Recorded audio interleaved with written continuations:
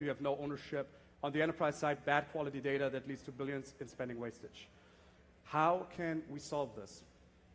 Well, it starts by letting people become their own data broker and letting them monetize their own data themselves.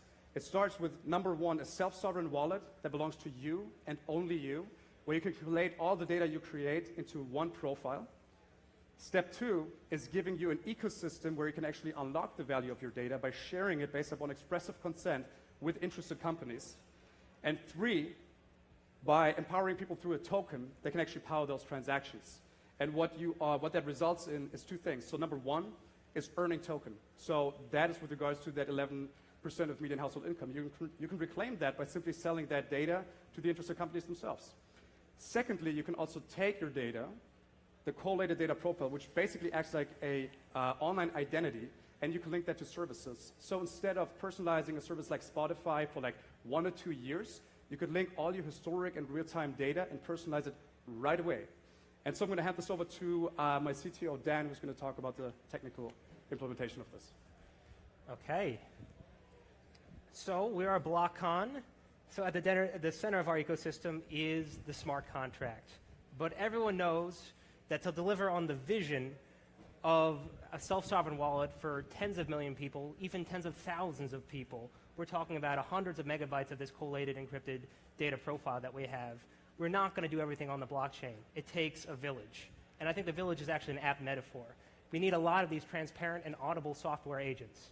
And I think that it's really important here to make them functionally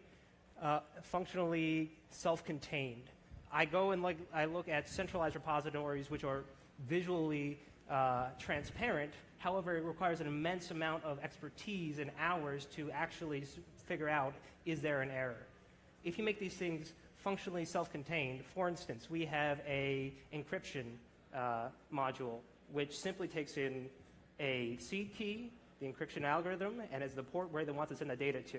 My younger brother can debug this and tell me whether this is working or not. You post this in a canonical version on something like Docker, and this is a small piece of a larger village that can really be actually trusted. So another small component that we have something that takes people's Twitter data in the form of a Twitter OAuth token, and it outputs a JSON structure that perfectly, with known structure. You take these two components already, put them together, you can start to imagine how we can have a very clearly defined, collated, encrypted data wallet. Okay, so we need a lot of these transparent and audible software agents. We also need smart contracts. This allows us to do decentralized verification and execution, and then we have this immutable and persistent ledger, which everyone can then make sure they're hip to what's going on. And finally, our ecosystem has a lot of external applications, these silos where people create data, and also standalone machine learning algorithms on the enterprise side.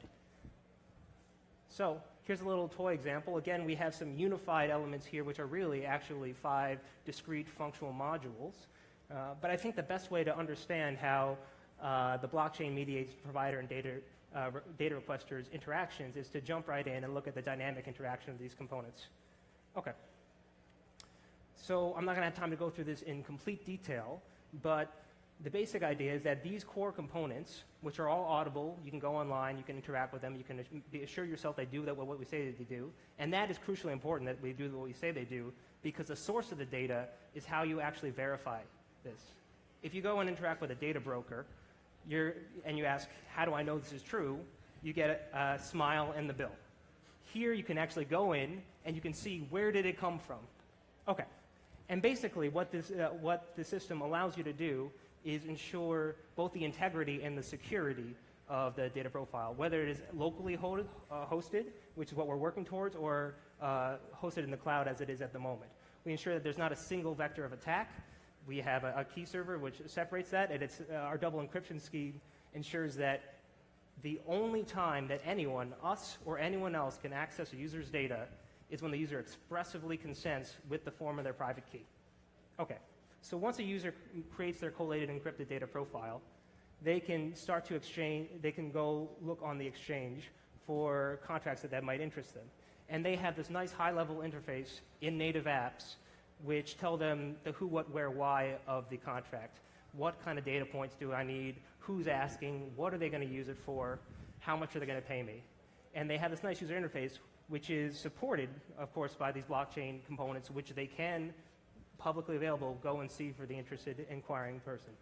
Okay, so if they find a contract that they like and they want to go engage with this, we can then show how this system allows for a secure, encrypted data exchange, logging key components on the blockchain, but not sending the data on the blockchain.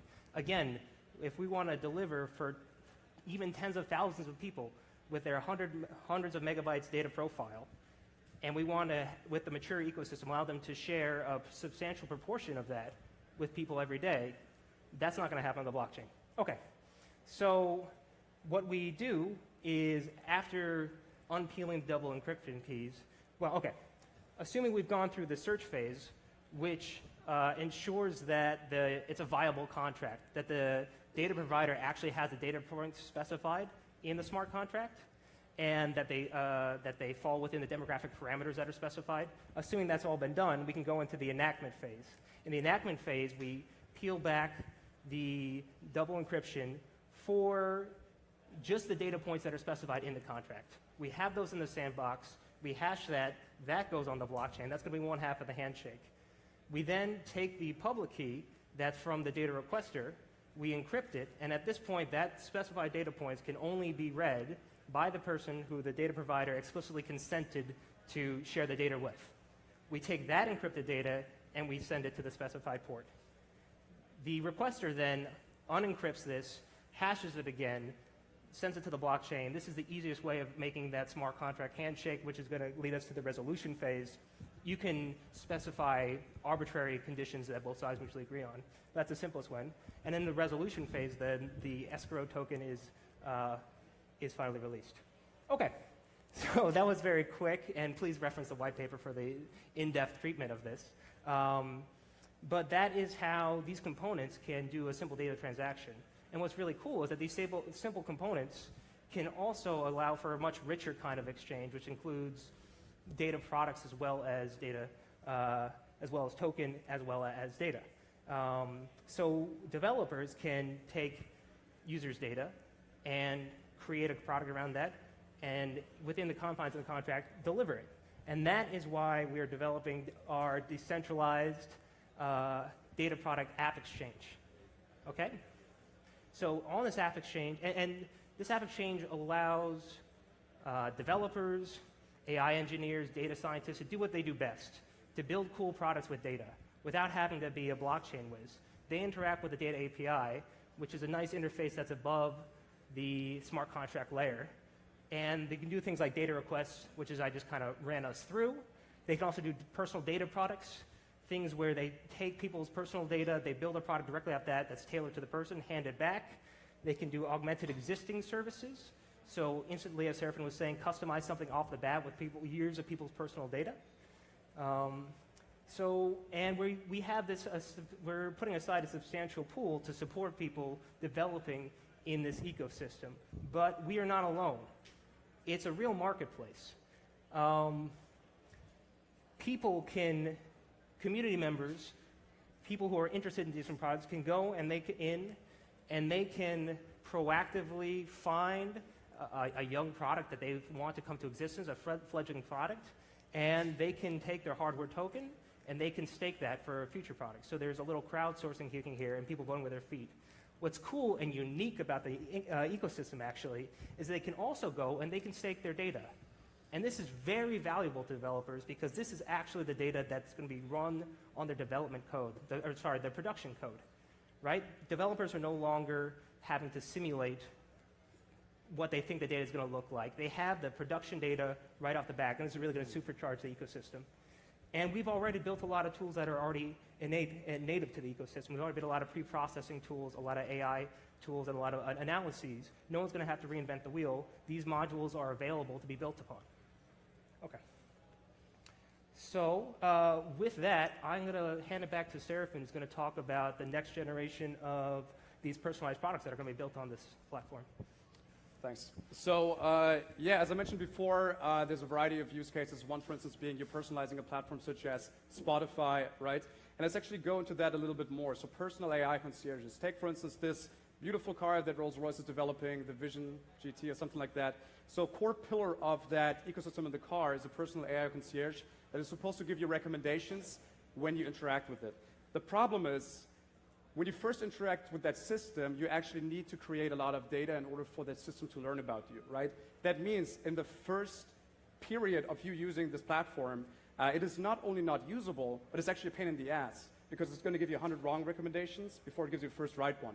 So that is actually something that you can immediately do away with, because with Data Wallet, as I said, basically the data profile is like an online identity where you have already created all of that data anyway. Just link it to the system and let it learn about you immediately. And that actually unlocks the utility of that platform right away. Other things, for instance, are psychographic hiring. Now, instead of, you can take a Data Wallet profile, you can turn this into a psychographic profile, and you can do the same for an entire group of people. So imagine building a psychographic profile for an entire company, and each applicant, you feed that into a neural network with the applicant's psychographic profile. It can tell you whether it's a good fit right away or not, right? So you know whether you're hiring a Mr. T or just a dude with a bunch of bling. Now, also personal auto insurance, right? I mean, there's insurances that allow you to download an app, you drive around with it for 6 months, it can give you a recommendation for an insurance plan. That is actually something, if that is collated with psychographic data and done for like 1,000 to 10,000 people, new people that now onboard don't have to drive around for 6 months. They link their psychographic profile, you get a high fidelity auto score right away. It's a matter of seconds. Same thing applies for psychographic credit scoring. We had the guys from Celsius up here a second ago, a couple of minutes ago. And that is entirely feasible with that non-traditional financial data, social media data, and so on and so forth. So in summary, on the enterprise side and for developers, we deliver high quality data that stems from the person that created that data themselves. It is deterministically linked across platforms with 100% accuracy. For users, we're giving people back data ownership, the most important asset that they own. We're helping them unlock the utility of their data to actually make the data work for them, and we're helping you take that $10,000 and put it back into your own pockets. We are doing a token sale. The whitelist pre-sale will happen at the end of October. If you reference, you can apply right now. Usually it's a $50K minimum to invest. If you go to our website and you sign up for that, just indicate BlockCon as the syndicate. No minimum required, and actually we'll be pooling all of the investments we get from that group, and we'll be applying a discount, so it's easier to get a higher discount. So yeah, chat with us. We have a booth back there. We'd love to talk with all of you. Thanks for having us.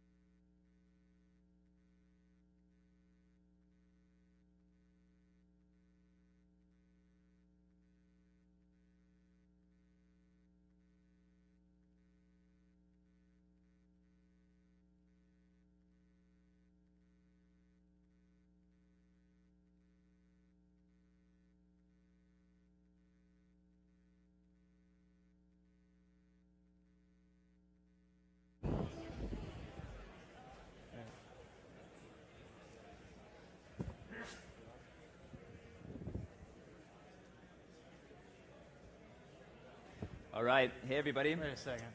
My name is Tom, and I'm going to speak about Protos, which is a decentralized, tokenized hedge fund. So I will up front just say that we sort of state my bias. We do have a token sale. Pre-sales went live yesterday. I believe that everybody should hold some Protos in their portfolio because ultimately the mission of what we are trying to build is the best risk-adjusted way for people to hold a portfolio of crypto. But today I'm not going to sell you. I'm going to talk about the problems that we've encountered through many years of building investment vehicles within cryptocurrencies, and the solutions that we have either identified or designed to solve some of the key problems that we all have as investors in crypto and participants. So first of all, who am I and who is behind Protos? I've done 3 investment vehicles in crypto. I've been trading since 2013. In 2013, we did basically a tax-efficient way to hold Bitcoin, which also invested in the Ethereum ICO. In 2016, we did the first fully licensed fund management company in cryptocurrencies in Canada, First Block Capital. And in 2017, we created and launched Protos. The founders, the other founders, there's 4 of us in total, have been investing for a combined 13 years into crypto. We've founded 3 tech startups and 1 investment fund, and either sold those or IPO'd those for proceeds of over $400 million. And we've managed quite a lot of other people's capital as fund managers. So the problems. So for whales first, large holders of crypto.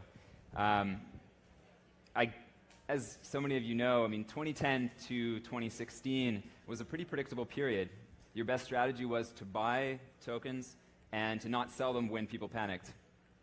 In 2017, and so many of us have a sort of gut feel for this, but things have really, really changed, and there's a lot of new projects coming online. How many per day is mind-boggling, and we used to have months to read white papers, now we have minutes.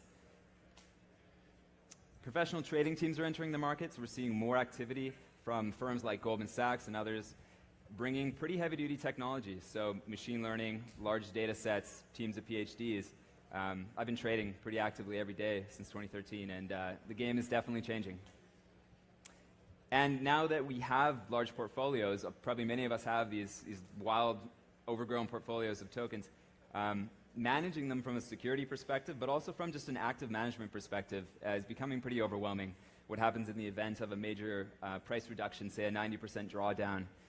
Do you interrupt your day to deal with that situation, et cetera?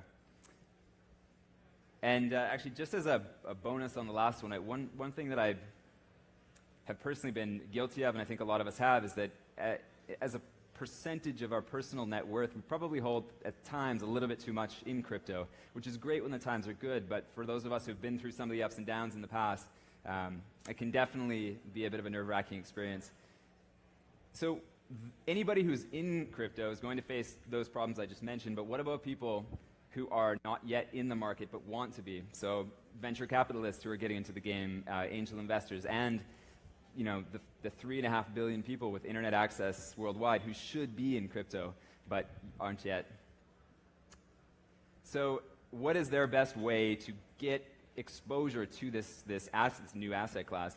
Bitcoin, potentially. If you bought Bitcoin a year ago, that would have been a great return. But there are some limitations to that. It's not the biggest return that many of us have seen. So maybe the answer is to do more of an indexed approach where you're buying, say, the top 6 by market cap, and the return there is a little better. And we hold a lot of crypto in an index fashion ourselves.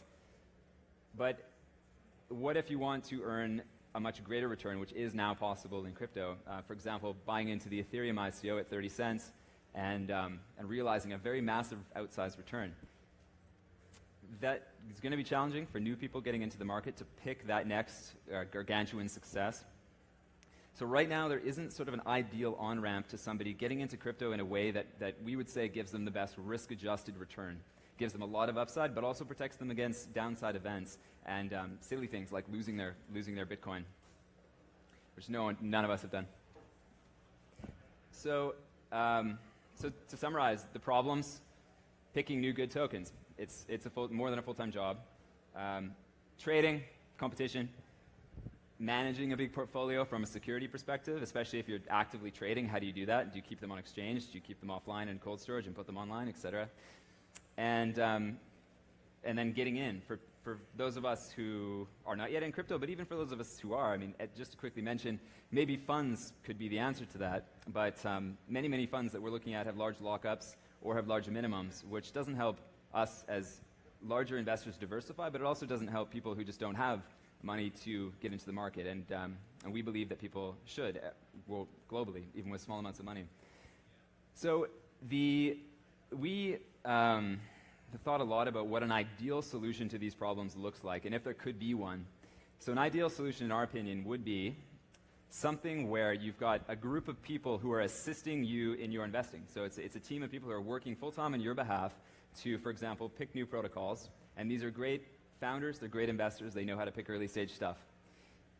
There are traders and quants on that team, and they can manage your portfolio actively. There's a lot of profit to be made in doing things like market making or arbitrage, as many of you know. It pursues a balanced strategy, so risk-adjusted return. Definitely want to pursue some of those early stage projects, but for us personally, we don't want to put all of our money into just early stage projects. There's a lot of even just beta, just natural growth to be had in things like Bitcoin and Ethereum. There would be amazing security. So that right now, today, would involve custom security. It would be a custom designed portfolio security technology approach. There would be no minimums, there would be no lockups, so that you could get out your money same day. Anybody in the world could participate with as little as a couple cents or $1. And it would be transparent. So like what was proposed in the original DAO, which unfortunately didn't make it, you would have same-day reporting and visibility into what was happening, so not quarterly, daily. So we set out almost a year ago to try to design this solution, and I'm going to talk about what we've come up with. So basically what we're talking about is an actively managed fund with some additions that you wouldn't see in traditional funds. So we designed a global, fully compliant, actively managed crypto fund that has that people get into by purchasing a token. And this is not worth reading because it's really complex, but it's basically a global compliant setup so that we could deliver this solution. We chose to work with legal advisors and an ICO banker who had experience in fund tokens. Argonne Group did the first fund token, the venture capital token, BCAP. Skadden has done a number of security tokens, and together with them and a team of about 10 people around the world, we worked on this to design the Protos token. So you get into the fund by purchasing the token, and that gives you exposure to the fund's returns, but the token also actively trades. So you have your fund, which is investing and making money, and you have your token, which is trading independent of the fund, so you can sell that on the open market. In order to deliver that strategy, you would need a balanced team of people who were good at early stage and were good at managing an actively late stage portfolio. So I'll just go over the team. So myself, I've talked about a lot of tech entrepreneurship and then crypto a few years ago. Co-founder Matthew Shaw co-founded and sold an investment bank for $250 million and managed a large amount of money at institutions like UBS. Philip Kaleroff, somebody I did some tech startups with for many years. He's a quant, basically, and he's used algorithms to trade books of over $1 billion.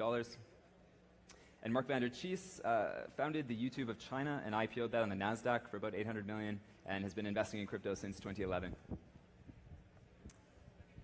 We needed a team of advisors who could help us in that balanced approach. So pick early stage protocols, yes, but also manage other people's money successfully. So we have people on the advisory board, such as Fabian, who co-authored ERC20 with Vitalik and is now the lead DApp developer with Ethereum. And Jules Green, who founded the world's largest emerging market hedge fund, was about $52 billion, and he was responsible for trading about $30 billion.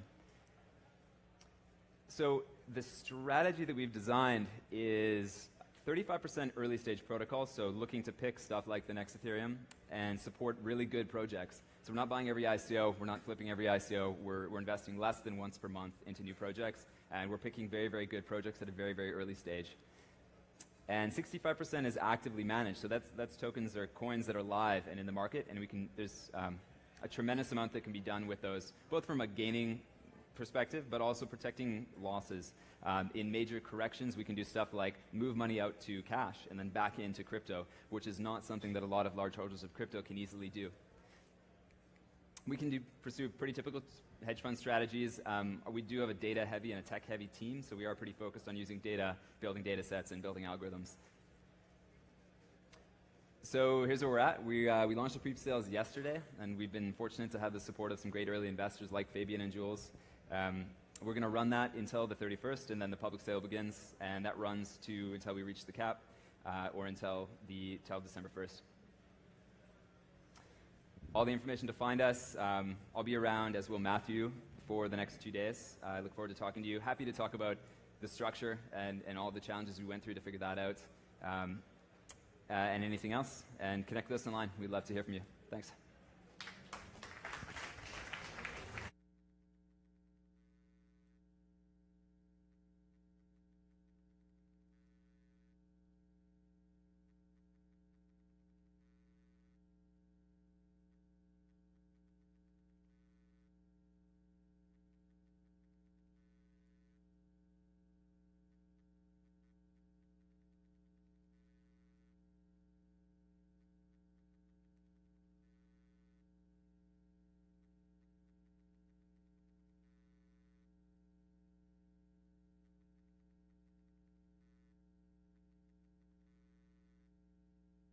On? Cool, thank you. Hey everyone, hope you're enjoying the first day of BlockCon. It's really great to see the crypto industry coming together, and conferences are happening, and projects are moving forward. So you heard a bit about data brokerage earlier, so I'm going to further your education there today. And I'm going to let you know that data and the way it interacts with blockchain is actually going to be a major theme you're going to hear over and over again, because it is a huge problem that needs to be solved, and blockchains and cryptocurrency are the perfect platform for this. Before I dive in, I'll tell you a little bit about myself. I'm Brian. I founded my first company a few years ago. It was called undergroundseller.com. It is a wine marketplace that rewards consumer behavior with free upgrades. So this experience really taught me what it's like to influence consumer purchasing behavior with rewards and incentives. So after that, I moved into market research and data brokerage by influencing consumer behavior in our iOS application called Gambio. Users will upload receipts, give quick feedback on their experience at quick-serve restaurants, and then we would compile data and actually sell it to data brokers, or in other words, vampire squids. So data brokers actually have tons of information on all of us. So I'm going to make it a little more personal for you and show you some of the information they have on me.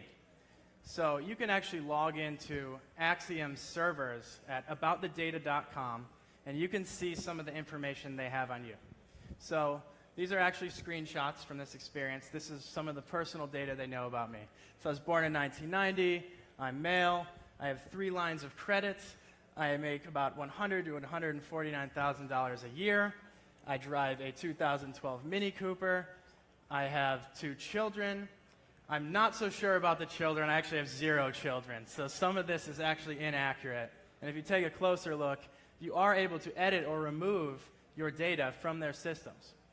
But there's absolutely no incentive for any of us to log on and spend time looking through what a company is doing with our data and edit and remove our data to improve their processes so they can continue to resell our data and make more and more money. And they definitely make a lot of money.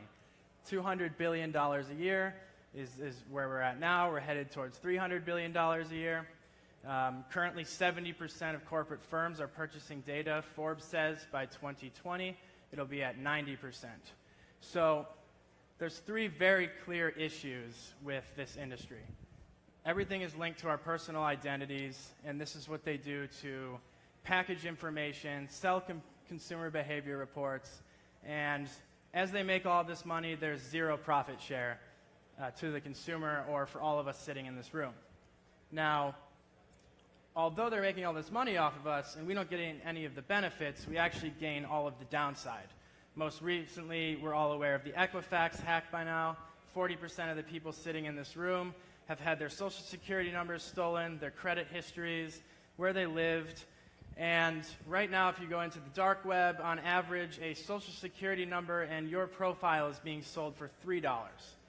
So all of that information that can really destroy your credit history and cause you tons of pain is being sold for $3 because of the way the information is being handled by firms like Equifax and Axiom. And the example we discussed recently with Axiom, their server has been hacked before. So the good news is blockchain does solve these problems. So first and foremost, we have secure identity management solutions. So rather than spend hundreds of billions of dollars a year on cybersecurity that doesn't work and having your systems continue to be compromised, what we actually have now are peer-to-peer networks that you can store your data in. And so when you create a profile, essentially all of your information is split into 3,000 different small bits of information and sent out into this peer-to-peer network where then only you can sync the info back to your local client and see what you're working with. So in addition to that, smart contracts can now automate the data exchange. So you no longer need a middleman to play God and decide what they're going to do with your data, how they're going to sell it, and how they're going to pass personal information around. Instead, you can manage all your data locally and participate in data exchanges if you feel like it. Third, and also most important, is blockchain verifiable results. When you're purchasing data, everything's recorded on the chain, and we have the ability now to restrict personal data from crossing the blockchain and actually group everyone into demographics. So market researchers can get the information they need without having to violate your privacy. So that is what our mission is at Insights, is we want to create this trustless, decentralized market research network. And so with a lot of these projects and utility tokens coming out, the biggest question that is asked is, why would you need to issue your own token? So I'm going to explain that right now. Traditionally, when you start a two-sided marketplace, it's extremely expensive to gain your provider network that will fulfill the service needs of the other side of the marketplace, in our case, data requesters. So by issuing your own token, you can actually, traditionally you issue some to private people who back the project early. You issue tokens to the public, in our case it would be the requesters, who can hold these tokens and have access to data. But most importantly is you can create ecosystem tokens. These tokens can be used to mint the beginning of a provider network, where it's actually very simple from a migration standpoint. So I'll walk you through what a user experience looks like on our clients that we're building and show you how that would function. So before I dive into that, just to talk more about this. So providers are being directly connected to requesters who want the data. So we mint ecosystem tokens to the original providers who migrate their information into our local clients. So you can log into Axiom, and we're creating tools to then export the data automatically right into our client, and then you will receive incentive tokens for being the first to join the network. So as the network grows and more data is in the system, that's more appealing to requesters, who then can start to exchange tokens for targeted market research. So this is what a user experience would look like. It's just very simple. You have your traditional cryptocurrency wallet, but in addition, now you have a profile section. So you can add in your information, you can see clearly where you're going to be rewarded with tokens for doing so, and you pass a quick verification check that it's all real, and you'll receive tokens. Once you're in the system, now you can begin to participate in very targeted market research. So say you're a college student and you are in your early 20s, and a government polling firm wants to get feedback on how you would feel about government regulations regarding net neutrality. If you strongly agree that the government should be involved, you can confidently voice your opinion without your personal information being compromised or stored that you voted or feel a certain way, and you can answer a question and receive the tokens.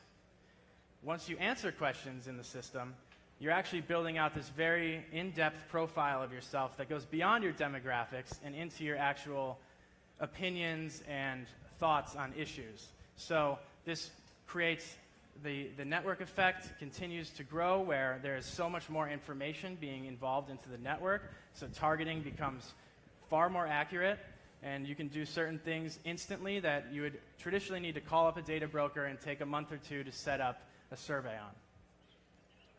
So in review, it's very simple.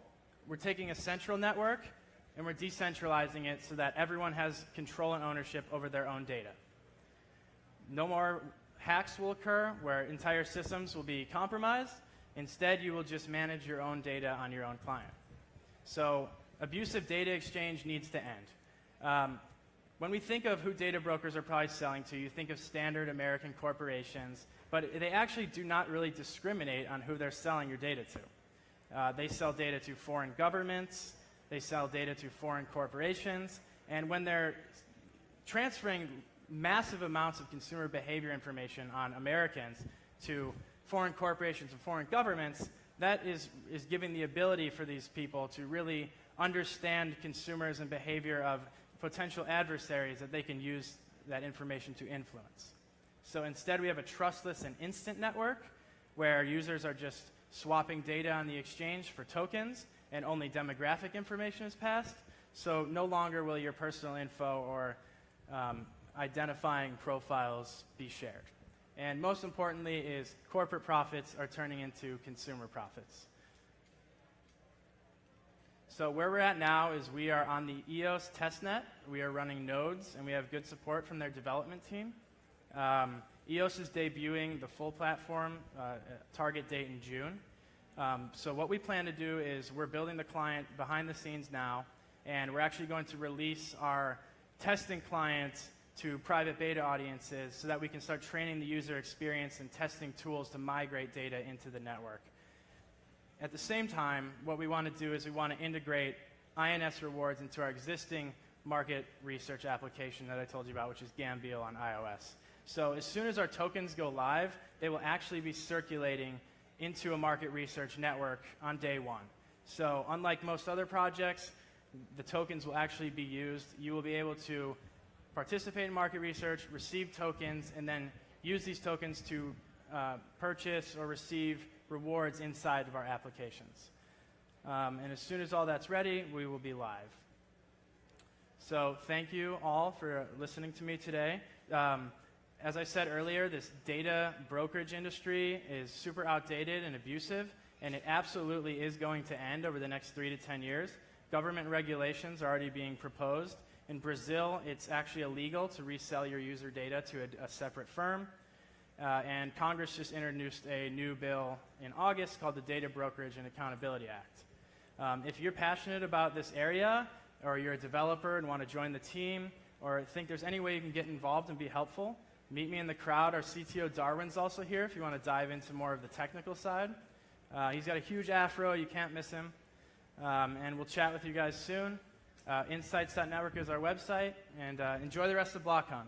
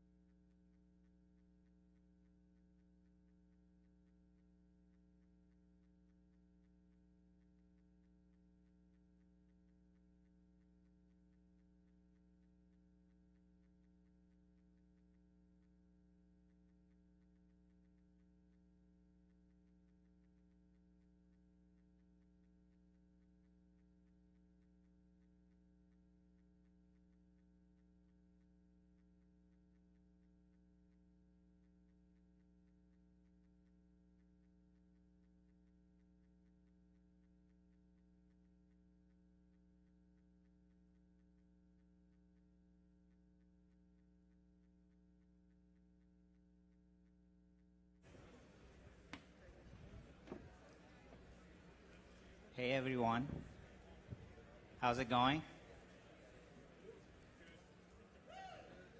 Well, we're going to get some food out there, and we have some more Coronas out there. So we want you to have a good time. I know Ryan is having a good time because he has the Corona already in his hand. I don't know how much information he's going to be able to share, but we wanted to take a quick selfie of actually Ryan relaxing. So. You want to take a swig, man? One more. Yeah, let's do that, man.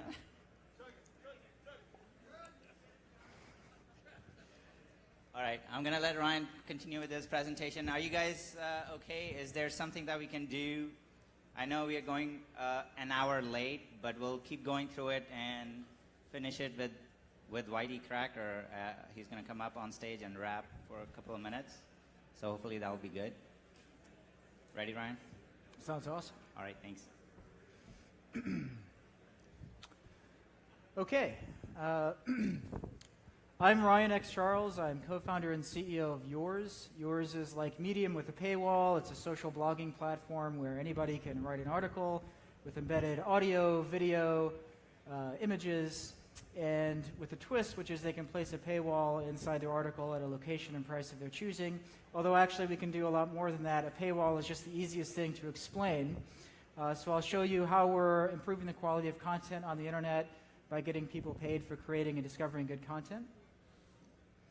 So we start with this problem, which is, first of all, there are creators on the internet, people that use social media platforms like Reddit, Facebook, YouTube, Instagram, people that create good content that usually aren't earning any money at all, or if they're earning something, it's not very much. But also not just the creators, it's also the people that discover good content, the people that edit good content, the people that moderate good content. All these other people should be paid for their work if they're doing a good job too. On the flip side, we have a related problem, which is, why is it that a lot of the content on the internet is pretty low quality? There's a lot of clickbait content that has, gosh, a really compelling title and a nice image, but you click through and that's a huge waste of your time to read it. There's spam, lots of ads and things of that sort that you're just not interested in. There's fake news, things that's outright incorrect, false information. And there's a lot of things like trolling, which is just, it's so low quality, it's actually negative. It's worse than low quality. It's bad, negative quality content. This is just a snapshot of a number of articles recently about this problem. If you're clued into this subject, you're very much aware that there seems to be something wrong with the quality of content on the internet, the way things are funded. So this is a way of describing how is content on the internet funded today. Ads are really the primary mechanism. We have huge companies like Google and Facebook that are funded almost entirely by ads, mostly by ads, but not the creators. It's those companies that earn most of the money.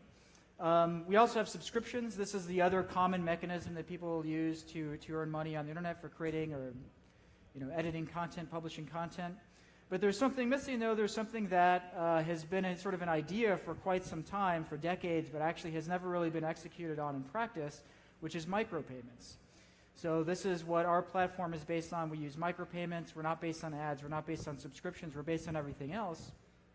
And actually, when you work through how this can work, micropayments are extremely powerful. Everything that you can do without micropayments, you can do with, and you can do a whole lot more stuff. If you really want to do ads and subscriptions, you can do ads and subscriptions with micropayments, but you can also do a lot of other things that no one has ever tried before. So just a brief thought on why now. Something has changed. So micropayments have been talked about since the 1990s. There is a HTTP error code 402, if I recall correctly, that's included in HTTP, which says payment required. The thought originally for the web was that, well, people will monetize content by just charging some small amount of money. But for some reason, that didn't happen. And we think the reason why it didn't happen was, first of all, technical. You need Bitcoin or something like it to enable genuine peer-to-peer transactions at low costs on the internet. You also need a little bit more than just Bitcoin, because if all you have is Bitcoin, you really need this economy around Bitcoin. So we use, well, technically we don't use Bitcoin, I'll get to that in a minute, but we use technology that's based on Bitcoin. But also we rely on infrastructure around Bitcoin including, just for instance, we're integrating with Coinbase right now to do credit card onboarding so that our users will be able to buy cryptocurrency with a credit card. We rely on this infrastructure existing around Bitcoin as well. So you need the technology and you need the economy around it to make this stuff work for real. So let me explain some of our models so that you understand what it is that we've built. So first of all, the purchase model, I explained this earlier. I like to describe our platform as Medium with a paywall. The author can create an article. They can put embedded images, video, audio, whatever they want to inside the article. And they get to choose a paywall, how much they want to charge or whether they want to charge anything, and the location of where that paywall is inside their content. We have another feature that we added fairly recently that is one of my favorite features because as someone who has a fairly high profile on social media in the blockchain industry, I get trolled by people on a daily basis. And so I don't know where we first had this idea, but we knew that when we're going to add comments, we're going to do it differently than every other social media website, which is we're going to let authors set the price for comments on their article. So we have the only platform that we're aware of in the world where the authors can set the price for a comment. So currently the default price is 2 cents. If somebody wants to write a comment, they pay you 2 cents. And you can set the price higher if you want to. And I'm going to write some articles in the coming weeks and months that I know are going to be very controversial. And I know that I'll be trolled, but what I'm going to do is I'm going to charge $1 or maybe $10 for some of them to write a comment on my article, so that's fine if you want to troll me, but you're going to have to pay me if you want to do it. Another model we have is the voting model. This starts to explain why it's not just about getting the creators paid, it's about getting everybody paid for the work that they do. So the way our voting model works is next to every article there's a vote button. It costs 10 cents. The voting button pays 10 cents distributed evenly amongst all earlier voters, and our company always takes the first vote. So this is part of our revenue for the business. The idea here is that why would you pay to upvote something? Well, you might pay to upvote something if you like it, it's good, and you want to improve its visibility. But you're probably more likely to upvote it if you might get paid for doing a good job. So the voting model is a way for people to earn money if they're good at voting on things early. And as co-founder and CEO of the platforms, there are times when I see some actual good piece of content that's published right away because I look at my own thing all of the time. And so I upvote it, and so I've actually earned money this way. Through our vote model. So this is a way of getting not just creators paid, but also curators, people that discover good content. We have a number of other models coming. So those are the models that we've implemented so far. I'm going to describe a few more that are just interesting, so you get the idea of what we're trying to do here, even though we're not fully finished yet. So one of the models we'll add soon is something we call the affiliate model. And the way this works is, well, if you buy an article or you pay for it or something to that effect, and you know it's good and you want to share this with other people, wouldn't it be interesting if you could share in the revenue that's generated by that article or video or image or whatever it is? So we'll let our users be affiliates and take a percentage of the revenue. And of course, like everything else we do, we're very favorable to market economics, and we'll let our users pick these variables. So the author will set how much are they willing to give away for an affiliate. And then just to convey the point that once you have micropayments, you can do everything else. We currently don't plan to support advertisements, but I'll just explain how it would work if we were to do it and how we would do it differently than everybody else does it. Well, the way ads should work is, if it's your time and attention looking at the ad, shouldn't you be the one paid for looking at the ad? Like if it's your time and it's your data because someone is targeting you with your data, shouldn't you be the one earning money for looking at the ad? Why is Facebook and Google earning all the money for your time, your attention, and your data? So the way we'll do ads is you will earn money by looking at ads. That's how it should be. We can also do subscriptions, of course, but once again, we can do things differently than how things are normally done. Subscriptions don't have to be month by month. It doesn't have to be that you pay some fixed amount every single month. You could do things like streaming video where it's as though you're subscribing for the length of the video, and you can do that if you have genuine micropayments, which we have. And I just show an example here of, wouldn't it be interesting if you could subscribe on a daily basis or something like that as well? So our technology is based on Bitcoin Cash, and I'll give you a brief story here. Actually, it's hard for to see because of the light, but I'm going to poll you guys. How many people know what the difference between Bitcoin and Bitcoin Cash is? Okay, I'm going to say probably approximately 50%, maybe higher, actually. That's pretty good. So anyway, my co-founder and I, when we started working on this project, it actually has a very long history, but we started working on it full-time as a business a little over a year and a half ago. And we knew we needed real micropayments to make this possible. So we set out to implement routed micropayment channel technology on Bitcoin because that seemed to be the right way to do it. So we spent something like 15 months of full-time effort implementing routed payment channel technology on Bitcoin. We actually had the first working version of this. We beat the Lightning Network. We like the Lightning Network people a lot, but we did have it working on Bitcoin before they did because we weren't dependent on segregated witness. So we were able to do it on Bitcoin before the Lightning Network. Unfortunately, for our platform, the fees on Bitcoin got so high earlier this year that the cost of onboarding a user became too high because in order to just open a payment channel, you have to broadcast a few transactions. So at $3 per transaction, which it was in like May, the cost of onboarding a user was like at least $10. And fees are still quite high on Bitcoin, though they're not $3 anymore. It's more like $1 or $2 right now. So we switched from Bitcoin to Litecoin because Litecoin is almost the exact same as Bitcoin technically, has a pretty strong economy, not as strong as Bitcoin, but it solved a bunch of problems for us. We were able to switch from Bitcoin to Litecoin, and Litecoin served our purposes very well during our alpha period from about May to August. But then something else happened, which was Bitcoin Cash launched, which we watched with great interest. And Bitcoin Cash has, as far as we're concerned, a killer feature, which is the fact that on-chain transactions are less than 1 cent. So it's cheaper than Litecoin by something like 10 or 20 times, depending on how you run the numbers. And so what we were able to do was we're actually not using payment channel technology at all. And this is hard to convey in a non-technical way, but I'll just explain it in terms of time. When I say my co-founder and I spent 15 months full-time implementing payment channel technology, I'm not kidding, that's how long it takes, and we weren't done yet either. It's very, very hard to make micropayment channels work well for end users. We weren't done because we had a whole bunch of issues making it actually work as you would expect for an end user. So when we had the opportunity to do on-chain transactions, we decided to go for it, and so all of our payments are on-chain. We archive tens of thousands of lines of code, and we're able to move radically faster now. So we've launched for real now. We've launched what we call our beta. It was about 6 weeks ago, and everything's on-chain Bitcoin Cash transactions. So status is we've launched. We've had over 3,800 payments since late August. The average payment size is about 10 cents. We've had over 40,000 unique visitors to the app. We get about 20 top-level posts of content per day, so articles, primarily articles, but also some videos and images and things like that as well, and about 20 comments per day. And we've earned $200, which by most business standards is not a lot of money, but when you've been working on it for over a year and a half, and finally we have revenue or real business now, we like to celebrate that. It's business is myself and co-founder Clemens. We've both been in the industry for a long time. We have something like over 10 years of blockchain experience combined between the two of us. And we've been working on this project for over a year and a half. We have a number of innovations.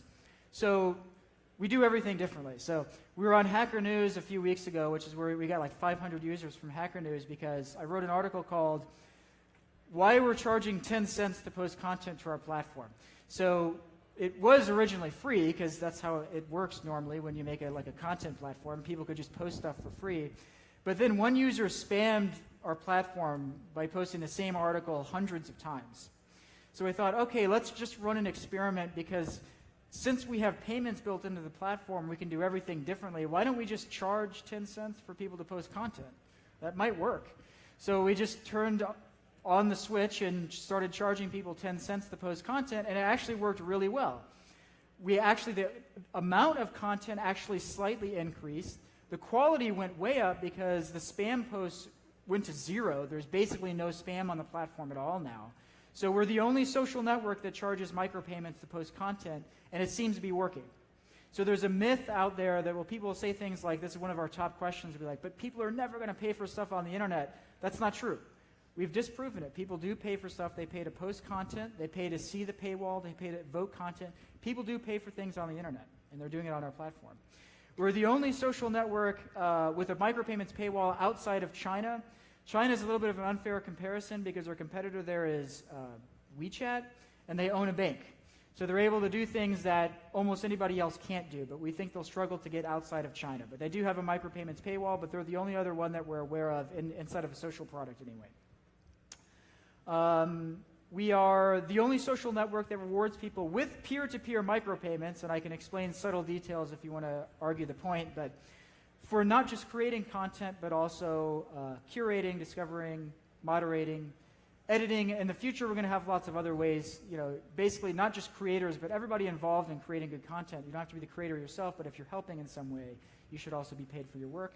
We're also unique in that we're not doing an ICO. We are a normal business, and there's not enough time in this talk to explain all the reasons about why we aren't doing an ICO, but we're not. We're a normal business. If we ever do an ICO in the future, it will be when we go public, and we'll just go public on the blockchain, but we'll do so legally. Not that all ICOs are legal. Some of them aren't, right? And to conclude, I'm just going to show you guys a few examples of some of the content that people have created on our platform. So Heidi Hecht, I recently declared her to be our top user because she's used like every feature we have to create these epic pieces of content that do things like embedded video, embedded images, before and after the paywall. She wrote an entire book, and she's like, hey, I'm trying to write this really, really long article, and it doesn't work. So we investigated and figured out that she was reaching the limit of like just a piece of our software that something was set to the default limit. We bumped up that it was the size of JSON that was being posted to our app. So we bumped up this limit so that she could publish an entire book on the platform. So we've had one whole book in a single post, and she's done a number of other interviews and articles and things that are really good. Because we use Bitcoin Cash, well, that's probably not the only reason, but certainly it doesn't hurt. We've drawn the interest of the Bitcoin Cash community. So we've had many of them, sort of the most important writers and developers in the Bitcoin Cash space contribute content that's really good about Bitcoin Cash and about solving problems in Bitcoin Cash that are relevant to our business and to the Bitcoin Cash world. So we have a lot of stuff about Bitcoin Cash on the platform. We've had a number of like ongoing stories where people write good stories and they write it chapter at a time so that you can follow along and read the full story as you go. We have a number of people writing daily cryptocurrency updates. The Daily Dimes is the best because he publishes every single day today's cryptocurrency news. So this actually, for me, has taken over. It's frankly my primary source of news about anything crypto that isn't Bitcoin Cash I get from him. We also have content in different languages. So we have people writing regularly in Chinese and Spanish, and we've had other things like Russian and a few other languages as well. I didn't show any examples of this, but we do also have video, audio, imagery and things of that sort. And finally, we have art. So I like William R. Bullock, who's someone who just creates these very interesting just artwork that's very interesting. And it's worth, in this particular case, he charges just 10 cents to see it, and I actually buy his stuff because it's actually really good. So that's it for my presentation. I don't know if I have time for questions. I'm going to say unless there was something very compelling, but if anybody does have questions, you can find me later. So thank you.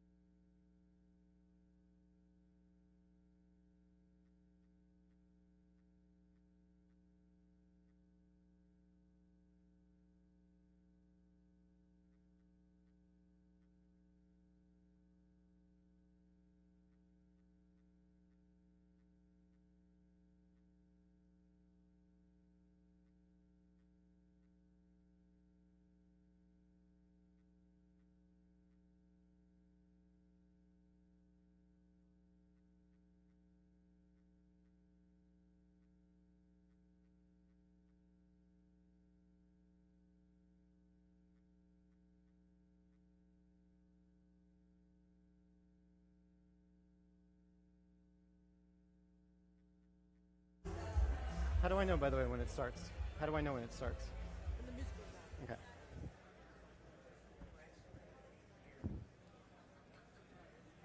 Okay.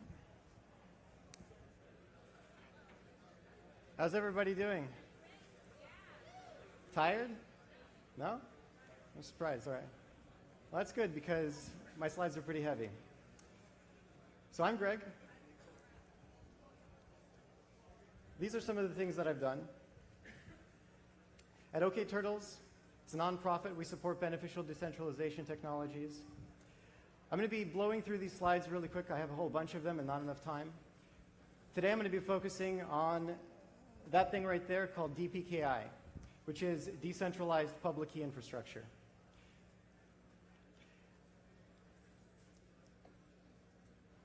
There's three main things I'd like to get across today, which is what is DPKI, what is the problem that it's solving, and what is the DCS triangle. The DCS triangle is something that was recently discovered in a sense, and it's something that everybody in this room should know about. So first, let's begin with the problem. Everybody has entered a URL into their web browser. Now, what happens when you hit enter? Well, DNS returns an IP address. This isn't a secure lookup. That IP address returns a certificate, and that certificate is validated using SSL and TLS, Secure Socket Layer, Transport Layer Security. That's what makes the little lock icon appear. And specifically, it's these entities. Every computer and every web browser ships with at least on the order of 200 what are called root certificate authorities. These are usually companies, sometimes governments, and always people you've never heard of and probably haven't met in your life. And every one of those entities has the ability to make the lock icon appear. So what's the problem with this? Well, this is how the internet is secured today. The entire security of the entire internet depends on this system called X509. And today there are over 1,000 entities because every one of those root certificate authorities has the ability to give their own power to make the lock icon appear to anybody else. These are called intermediary certificate authorities. So that can be used to conduct a man-in-the-middle attack. If you compromise any one of those entities, you can make that lock icon appear for any website on the internet. And in effect, when your browser connects to a website, it checks the certificate, asks, is this legit? And it's as though somebody in a massive crowd like this shouts, yeah, sure. And then your browser tells the user that the connection is secure, even though that's not true. So let's clearly define the problem. I don't know why the slides are like that. This is the problem. Who can define your identity to complete strangers online when you aren't there in person to identify yourself? You know, if you're an engineer and you're trying to solve this problem, think about how you would do it. Well, the way they did it before is they came up with this list of certificate authorities that everybody trusts. Now, you have to ask yourself, is there a good reason to trust all of these entities that you've picked? And then you have to ask yourself, well, is this the mechanism, the system that I've come up as an engineer trying to solve this problem? Is it usable? Is it easy to use for regular users? Can I access all my favorite games and visit all my favorite websites and be secure? So I'm going to blow past this part. These are previous attempts at solving this problem. We've got X509 just covered it. DNSSEC is complicated, over 10 RFCs. It's unnecessary because it doesn't really do anything on top of TLS. In fact, it makes the problem much worse. DNSSEC is broken. There's this wonderful website that keeps track of just how broken it is. These are all the various different outages that have happened. Actually, that's not the complete list. That's not the complete list either. Various bugs. It's a very complicated, broken protocol. It's less secure than X509. And that's because it asks you to trust even more entities simultaneously. Entities you have absolutely no reason to trust. Another solution that was proposed was convergence by Moxie Marilyn Spike, the guy behind Signal. It was kind of abandoned, and there are some problems with it. Google pointed out that it doesn't protect, for example, from a man-in-the-middle attack on the server side. And even though there were claims along these lines saying that it gave users choice, it really didn't, because users don't know which notaries to pick, what trusted authorities to pick. And so in practice, browsers would ship with the same list of notaries. But it did offer a real improvement on today's system, and that improvement came through this concept. I'm going to be talking about various different concepts today, maybe like 3 concepts. This is one of those 3 concepts that everyone in this room should understand. The word consensus and what that word specifically means. Consensus is any time a group of independent entities, and that's key, they have to be independent, agree on a decision, on some kind of a decision using some voting threshold. We're going to return to this concept because it's going to be one of the corners of that DCS triangle that I mentioned that I hope everyone after today is super familiar with. So pinning is simple but difficult to use. It's ineffective for various reasons. Of the various mechanisms, HPKP, which I don't have time to talk about, is the most secure, but it's not easy to use. So real quick, what are namespaces? Well, they are a space with names in them. And if you have a duplicate name in it, well, that's not allowed. So it's effectively a key-value mapping. In order to fix the internet security, you have to have a namespace. It's just required. Now, the problem with today's system is that we've got 2 separate namespaces that aren't really linked very well together, and there's no consensus about what they are. Who should decide what that mapping should be? Whenever you register a domain, should it be some random third party? No, it should be you. The person who registered the domain should be the one deciding what the value for that mapping is. If they're not, the man-in-the-middle attack is a threat. Centralized versus decentralized namespaces, global namespaces. So with centralized namespaces, those that are controlled by a single authority, you do not control the mappings in that. You cannot, because they do. They're incapable of providing ownership for that reason, and they're incapable of censorship resistance. On the other hand, decentralized namespaces do, for the very reason that they're decentralized, provide real ownership. Just like Bitcoin, which is a decentralized consensus system, provides real ownership of digital tokens. Who controls the mappings? You do, because there's real ownership, as long as it remains decentralized. And this is key. Decentralized namespaces are not optional. They are a fundamental requirement for accessing things online. You can have a centralized namespace within some kind of a company that operates on top of the internet, like Twitter, but the internet as a whole is a decentralized system, and unless you want the entire internet to be controlled by a single company, you need a decentralized namespace. Decentralized namespaces are what make you possible. They are what give the space for companies to exist within them.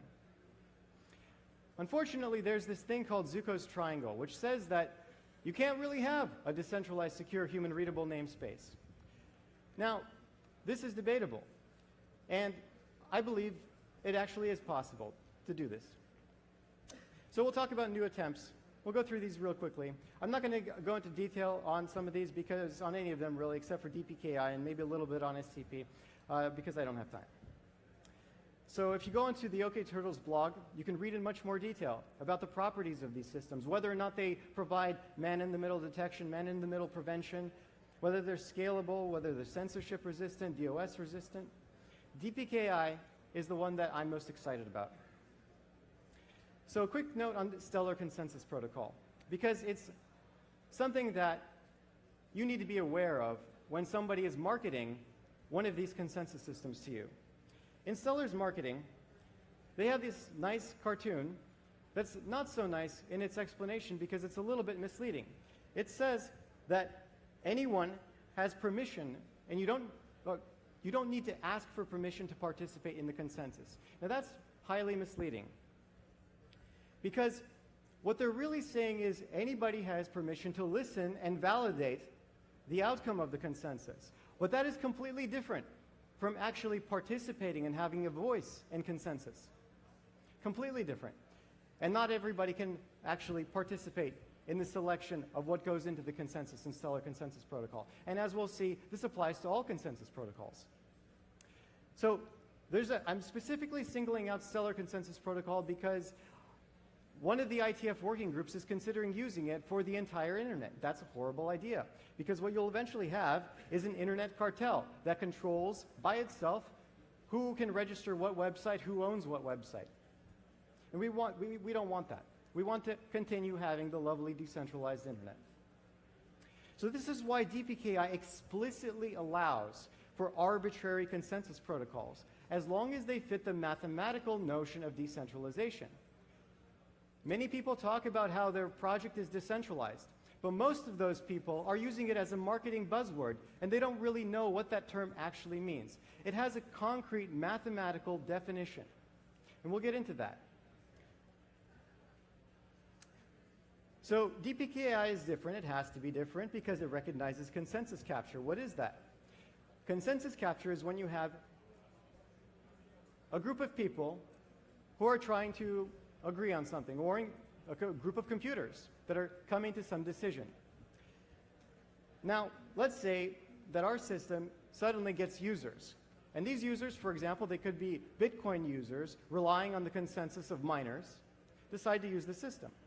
Well, initially we start out with everybody being a consensus participant, and we gain some users who are not part of the consensus. Our system is successful. People really like it because it's initially decentralized, and so it gains more users, and more users, and more users, until you have what is effectively the 1% controlling the consensus. And this is called consensus capture. So for this reason, DPKI does not specify a single consensus protocol. It is a protocol for consensus protocols. DPKI in two parts. There is the notion of TLDs in DPKI. So .eth will take you to Ethereum and get you the Ethereum namespace. .bit will take you to Namecoin. And each of these will have different trust assumptions and different security properties. But they're both decentralized in their own way. And the second part of DPKI concerns itself with the actual identifiers and the values of those identifiers that are stored in the consensus system. So by identifier, I just mean a name. So twitter.com could be an identifier, or twitter.bit, or twitter.ens, or whatever. And the question is, well, if I have a profile, and it's one of these decentralized identifiers, we call them DIDs, and I use my phone, which has a private key on it, and I suddenly lose that phone, which I use to sign messages that people use to verify my identity. What happens? Well, DPKI has solutions for that. I'm not going to get into them today. So these are the various answers to that original problem that I talked about that these systems give. And you'll notice that in DPKI, who can define your identity is your chosen delegates, and it also depends on the consensus system that you chose. So this brings us to the DCS triangle. The DCS triangle was independently discovered by myself and Trent McConaughey. He found out about it first and wrote a really excellent blog post on the Big Chain DB blog about this triangle. And recently, last week, I published something called the DCS theorem, which tries in a mathematical way to prove that systems are likely to centralize, that decentralized consensus systems are likely. It's a probability proof. It doesn't say they're guaranteed to centralize, but that they're likely to centralize as a decentralized consensus system gains users and scale, in other words. This is the triangle. So on the left, we have systems like Facebook, Twitter, iCloud, systems we're all familiar with today, systems that we all use today. These fit on the left side of the triangle. They are scalable, and they employ consensus.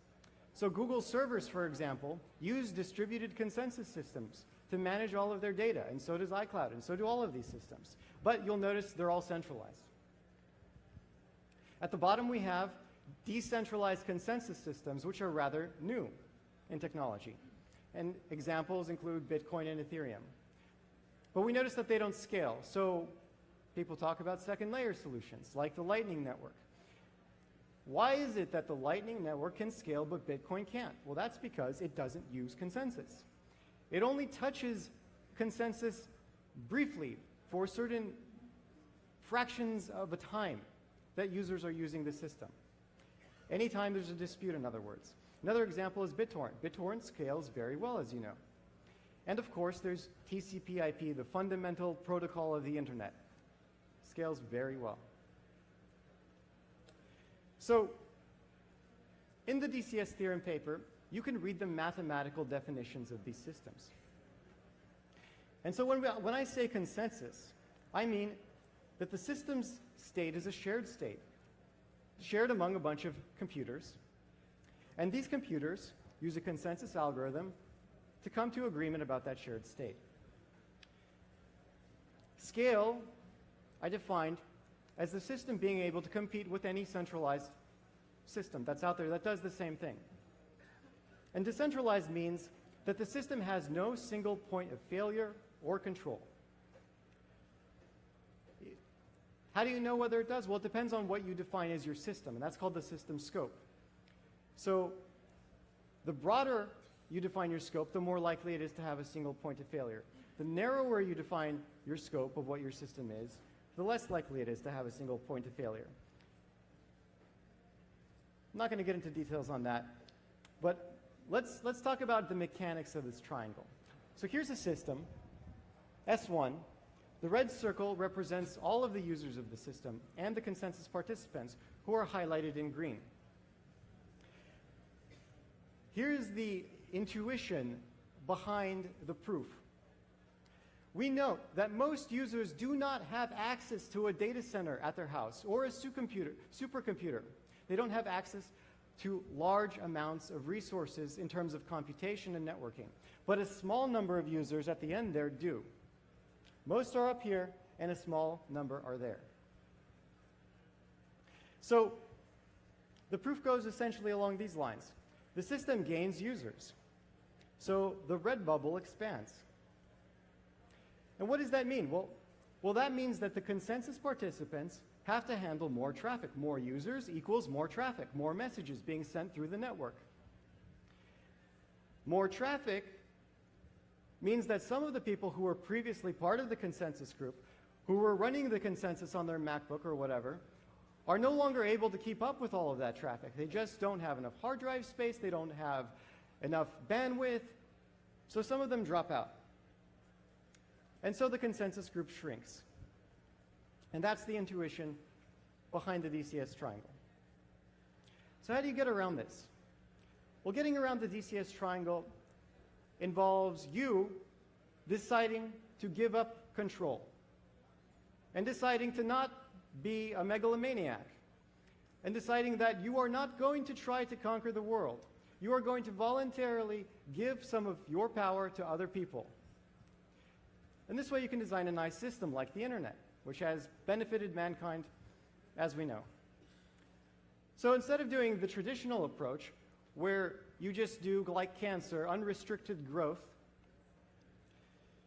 which undoubtedly leads to centralization and all the problems that come with it, you do this. You say, I'm going to release some code, and I'm going to let anyone who wants to run it run their own consensus system. And maybe some of these consensus systems can talk to each other, but they do so in a completely decentralized way. And this is how you get around the DCS triangle.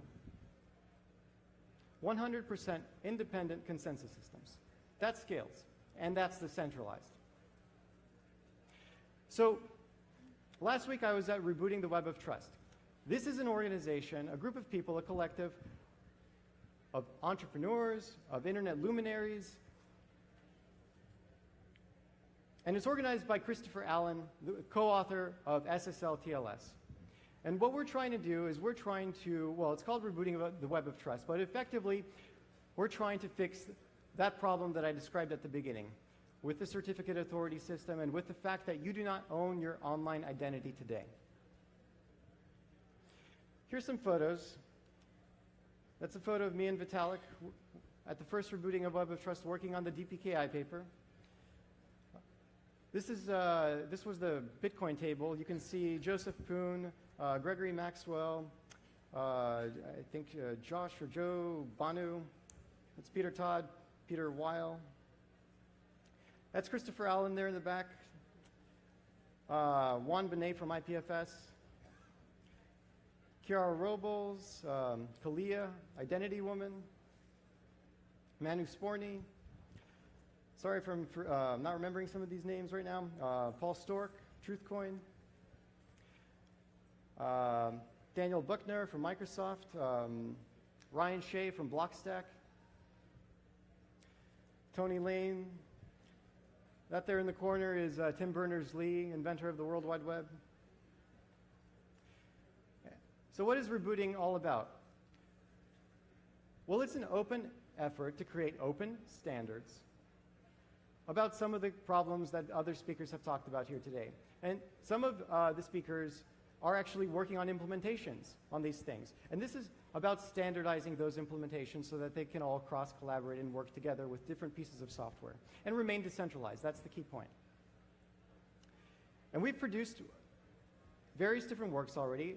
A lot of people who attend Rebooting Web of Trust say that it's one of the few workshops that they come to where actual real work gets done. It's an intensive experience. We published the DPKI paper. We published a specification on decentralized identifiers. There's the verifiable claims specification, which we're working together with the W3C credentials working group.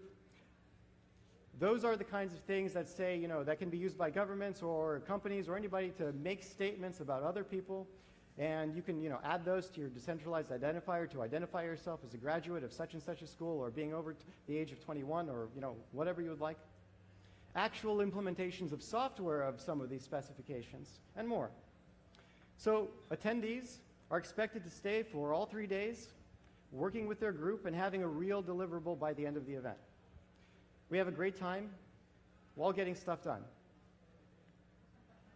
So at the last rebooting, 6 companies demonstrated DIDs and verifiable claims on over 2 public blockchains, 2 private blockchains, and IPFS. We're very aware, self-conscious, that the first rebooting Web of Trust was just a group of, a bunch of white males, and since then we've, gone out of our way to be more inclusive, to invite more people, to offer scholarships, to move the event from the West Coast in San Francisco to the East Coast in places like Boston and New York.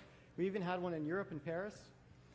And we invite all of you who are interested in this problem to please attend the next one, which is coming up, I don't remember when, but follow Christopher Allen on Twitter.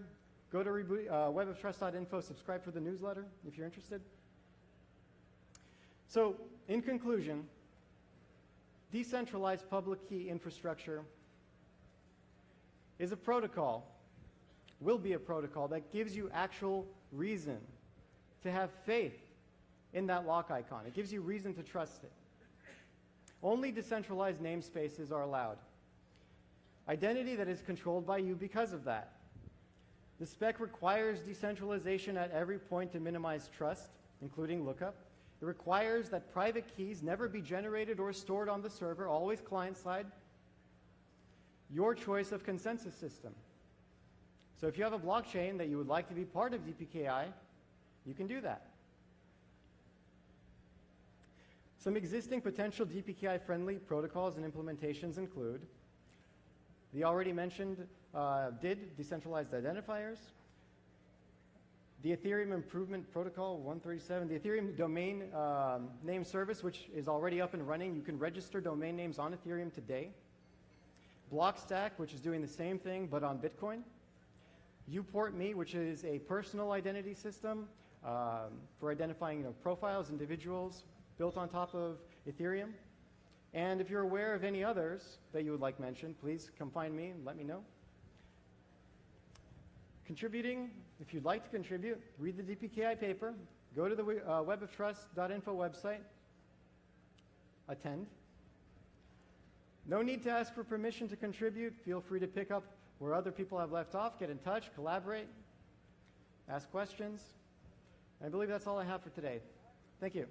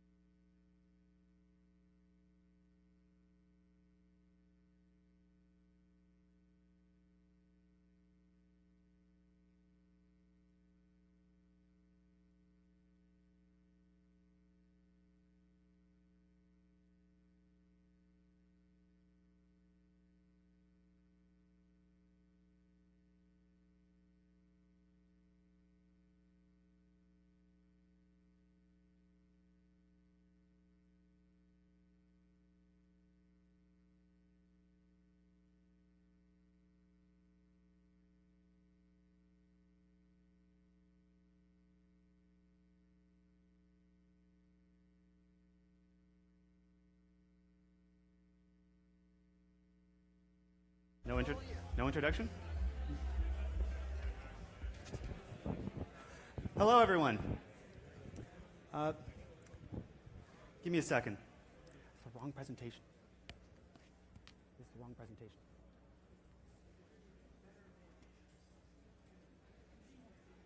Just a little bit of technical difficulties. Give us a second.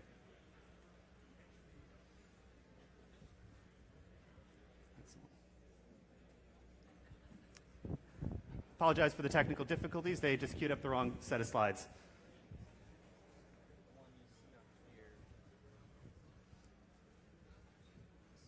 You're looking here, you're looking back there. I was looking here. Okay. That's the one. Okay. Sorry about that. Luckily, it's a quick fix. So I'm going to be talking today about blockchain security. My name is Michael Perklin. I'm the Chief Information Security Officer of Shapeshift.io.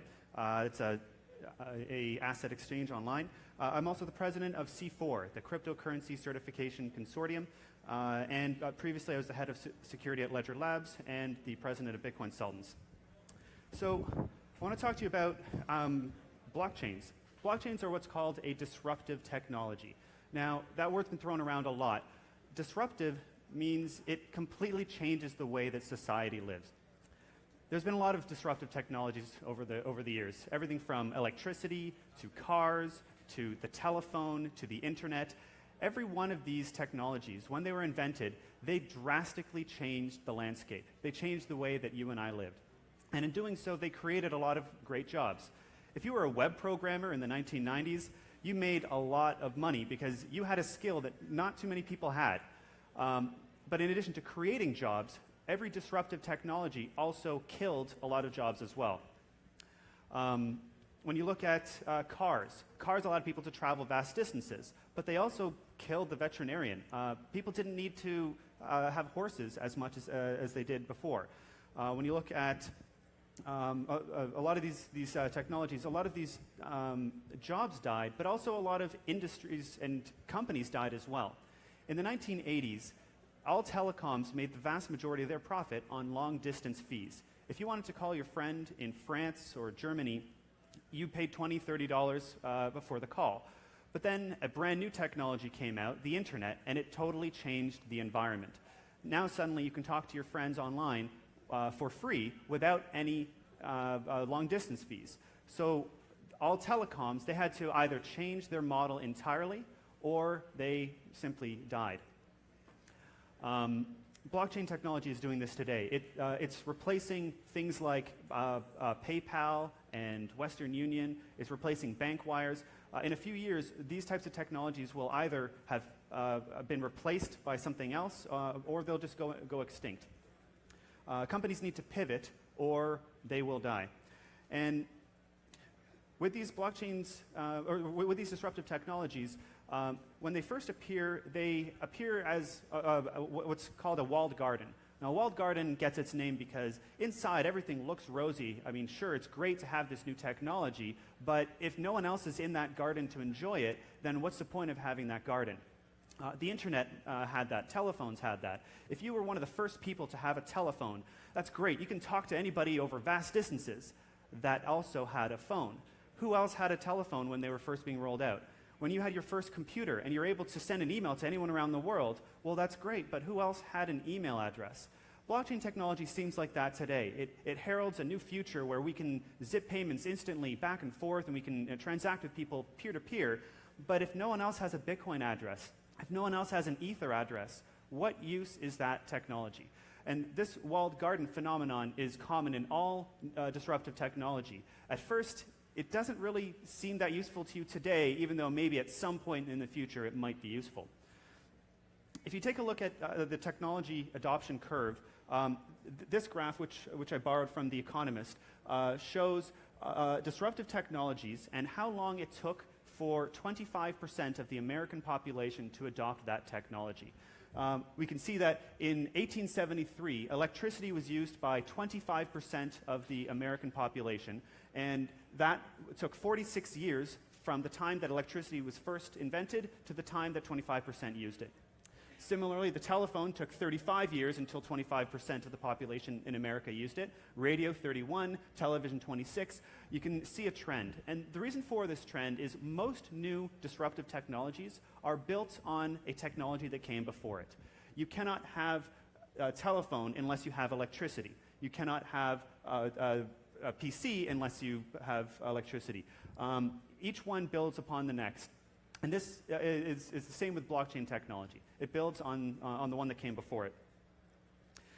The most recent disruptive technology before blockchains was the internet. And if we take a look at this, we see that today, 49.7% of the world population uses the internet.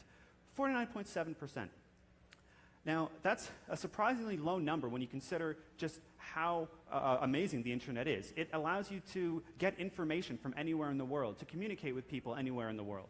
Each one of these disruptive technologies, they allow you to do something you couldn't do before. A mobile phone lets you talk to people when you're walking around, but not everybody needs to do that. Television lets you watch stories on a tube, but not everybody really wants to do that. The internet, not everybody needs to do that either. But let me ask you this. Blockchains allow you to transact with anyone in the world. Yes, payments were the first type of transaction to be replaced, so now you can pay anyone in the world. But in the future, many different types of transactions will be replaced. Things like home and property ownership, things like a legal contract between parties. So what percentage of the global population needs to transact with other entities?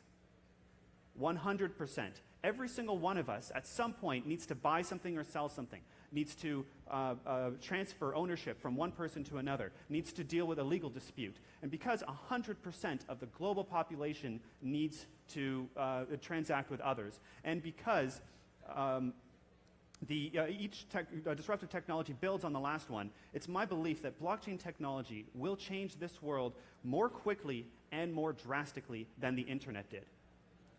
Now that's a bold statement, because those of us who are 30, 35 or older, we remember the world before the internet, and we know just how drastically the world is different today than it was back then. And I'm a firm believer that blockchain technology will change the world more because 100% of the global population needs to use it. Now, blockchains have only been around for the last few years, only for the last 7 years since Bitcoin launched the first blockchain. And if you look at the whole line of computing, which started back in the 1960s, that accounts for only about 12 to 15% of the timeline of computing. That's a fairly small drop in the bucket. Now, whereas all these other the computing technologies, they've had years and decades to build the best practices, blockchains haven't. You need to have practices before you can have best practices. If you want to bake a cake, you need to break some eggs. You cannot have amazing successes unless you have spectacular failures. Now, our host, Kurt Kumar, was up here earlier handing a beer to some of the speakers to bring on stage, and I brought one as well. And it's kind of timely because I have a question to ask the crowd. Hands up if you, at any point in your life, if you have ever had any alcohol ever. Put your hand up if you've ever had a sip of wine, a sip of beer, or anything. Okay, now keep your hands up. Put your hands down if you have ever gotten sick because you've had too much alcohol. Or keep it up if you've gotten sick at some point in your life because you had too much alcohol. All right, most of your hands are still up. Now let me ask you this. Keep your hands up if every single time you drink, you always get sick. That's right. We've all had to have spectacular failures, and we all learn from those failures. We've all learned just how much we can drink before we've had too much. We've all learned how to tie up our laces so that we don't trip on them. You need to have these failures in your life in order to grow. And when it comes to the blockchain community, we have had some spectacular successes, but also some spectacular failures. We have had companies go for almost 5 or 6 years without being hacked, like Coinbase. We've also had the disasters of Mt. Gox and Bitcoinica and Bitstamp. And each time this happens, we learn something. We learn why that did not work, and we learned why that did work. Now, every industry has some kind of a standard. Whether you are making food, you need to follow the HACCP standard. If you are going to be storing credit card information on your servers, you need to store them in a way that is PCI compliant. If you're going to be doing accounting, you need to follow the SOC 2 standard. But when it comes to Bitcoin and Zcash and Dogecoin and Ethereum and all these cryptocurrencies, we don't really have a standard yet. Well, at least we didn't until just a few short years ago. The Cryptocurrency Security Standard, the CCSS, is the world's first industry-generated standard for cryptocurrencies. It gives specific prescriptive advice on how to secure the private keys that back all of your cryptocurrencies. Whether you're dealing with Ethereum or Bitcoin or a brand new coin that was just announced on stage earlier today, this standard gives you advice on how to secure those private keys properly. It covers the entire life cycle of cryptocurrencies, everything from the key generation, to the key storage, to the key accessing, to the key usage, who gets to access them. All this together is known as the information system. The software, the hardware, the policies, the procedures, the personnel, all 5 of these aspects come together and need to equally be as strong like a chain. And like any chain, it's only as strong as its weakest link. And as you can see there, if you have really strong ironclad links that are tied together with a zip tie, it doesn't matter how strong all the other links are in the chain when you're relying on a piece of plastic. So there are 10 aspects in the cryptocurrency security standard. And as I said, they govern the entire life cycle of the private keys, but also the personnel who access the keys, the procedures that those personnel go through, and the training that those personnel received. By separating it out into this way, we can come up with a checklist that makes it very easy to identify the security aspects of a system and whether it is adequate. Once you can grade each of those, now you can come up with an overall system score of level 1, level 2, or level 3. Level 3 is the most secure you can get, but even just level 1 is secure enough. by analyzing all the previous breaches, the researchers at C4 and the security professionals that we worked with at BitGo and a variety of other companies, we took a look at every breach that has happened to date, and we identified all the commonalities. And when we did that, we realized that when you score it this way, there was not a single company that was breached who was able to reach level 1. If any of these companies were to reach level 1, they would simply not have been breached to begin with. Now, this is an example of a CCSS score sheet for a fake company, Acme Exchange. Now, you can see for each of these 10 aspects, the company scored level 1 on all of them. On some of them, for example, wallet creation, they scored level 3. On some other ones, they scored level 2, but not all of them are level 3. Only a few of them reached level 3. Only a few of them reached level 2, but they are consistently reaching level 1 in all 10 aspects. So, just like a chain, which is as strong as its weakest link, this system would be scored level 1, even though they were able to get higher scores on some of the other aspects. Now, as I mentioned, all the thefts in the last 8 years, systems that failed to comply with level 1 were the ones that breached. All the systems that ticked the boxes for level 1 so far have stayed resilient. Now, when you're securing the keys, when you're securing a system, it is all about the private keys. And I personally believe that in the future, everything about security will move to private keys.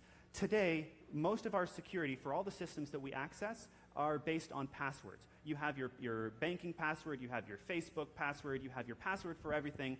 Most people can't really remember passwords that well, so what do? We repeat them. Or we come up with a secret algorithm, the name of the site plus a common password. All of these are, unfortunately, very bad ways of securing passwords because humans are simply not good at coming up with enough randomness to secure something. But private keys are generated by computers. They are long, random numbers, and they are strong. So it's my belief that in maybe 10 years, maybe 15 years, I'm not sure when, but it's my belief that over time, we will be using passwords less and less, and we will be using keys more and more. We will have keys that access our online banking. We will have a private key to access our Facebook account. We will have a private key to access our airline account, to access our tickets, to access everything in our lives. And these private keys will all be stored on a small device, whether it's our phone or something similar, and passwords will be used less and less. That's it, and if you have any questions, you can find me at the back near the Shapeshift booth. Thank you very much, and enjoy the rest of the conference.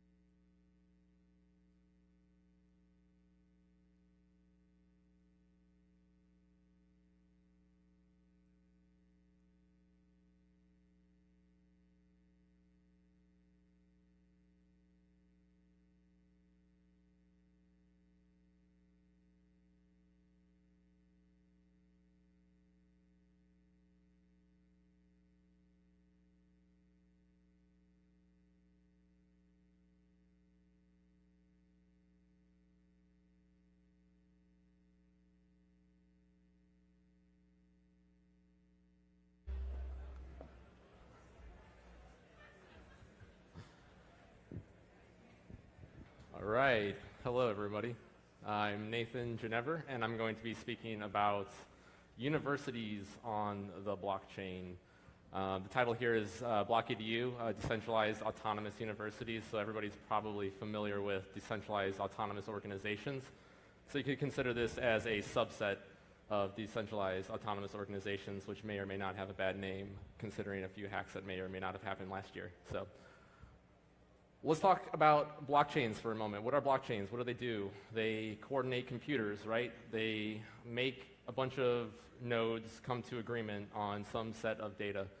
But can they do more, right? Can blockchains coordinate people? Can blockchains coordinate value systems, so to speak? Can they get a bunch of people to come together and say, yes, we value something? I often will pitch this to people and say, you know, they'll ask, why are you building a decentralized university? You know, what's your reasoning?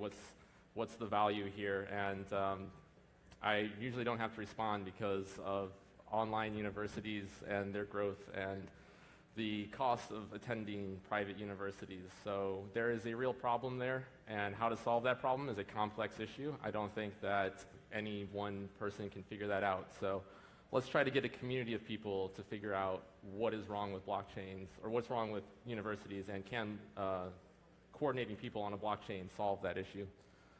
So a blockchain for education can provide a platform for universities and communities to determine what values they share. You know, not every university is going to share the same values, so they can decide to collect and to come together and determine their own values. Cryptography can provide a means of proving your identity in a distributed space. It's a way to say, you don't know me, but I can prove who I am. So that gives a lot of power to actors that aren't coordinated by a central governance. And flexible governance. With the addition of new community members, you're able to define what happens to your university as time goes on.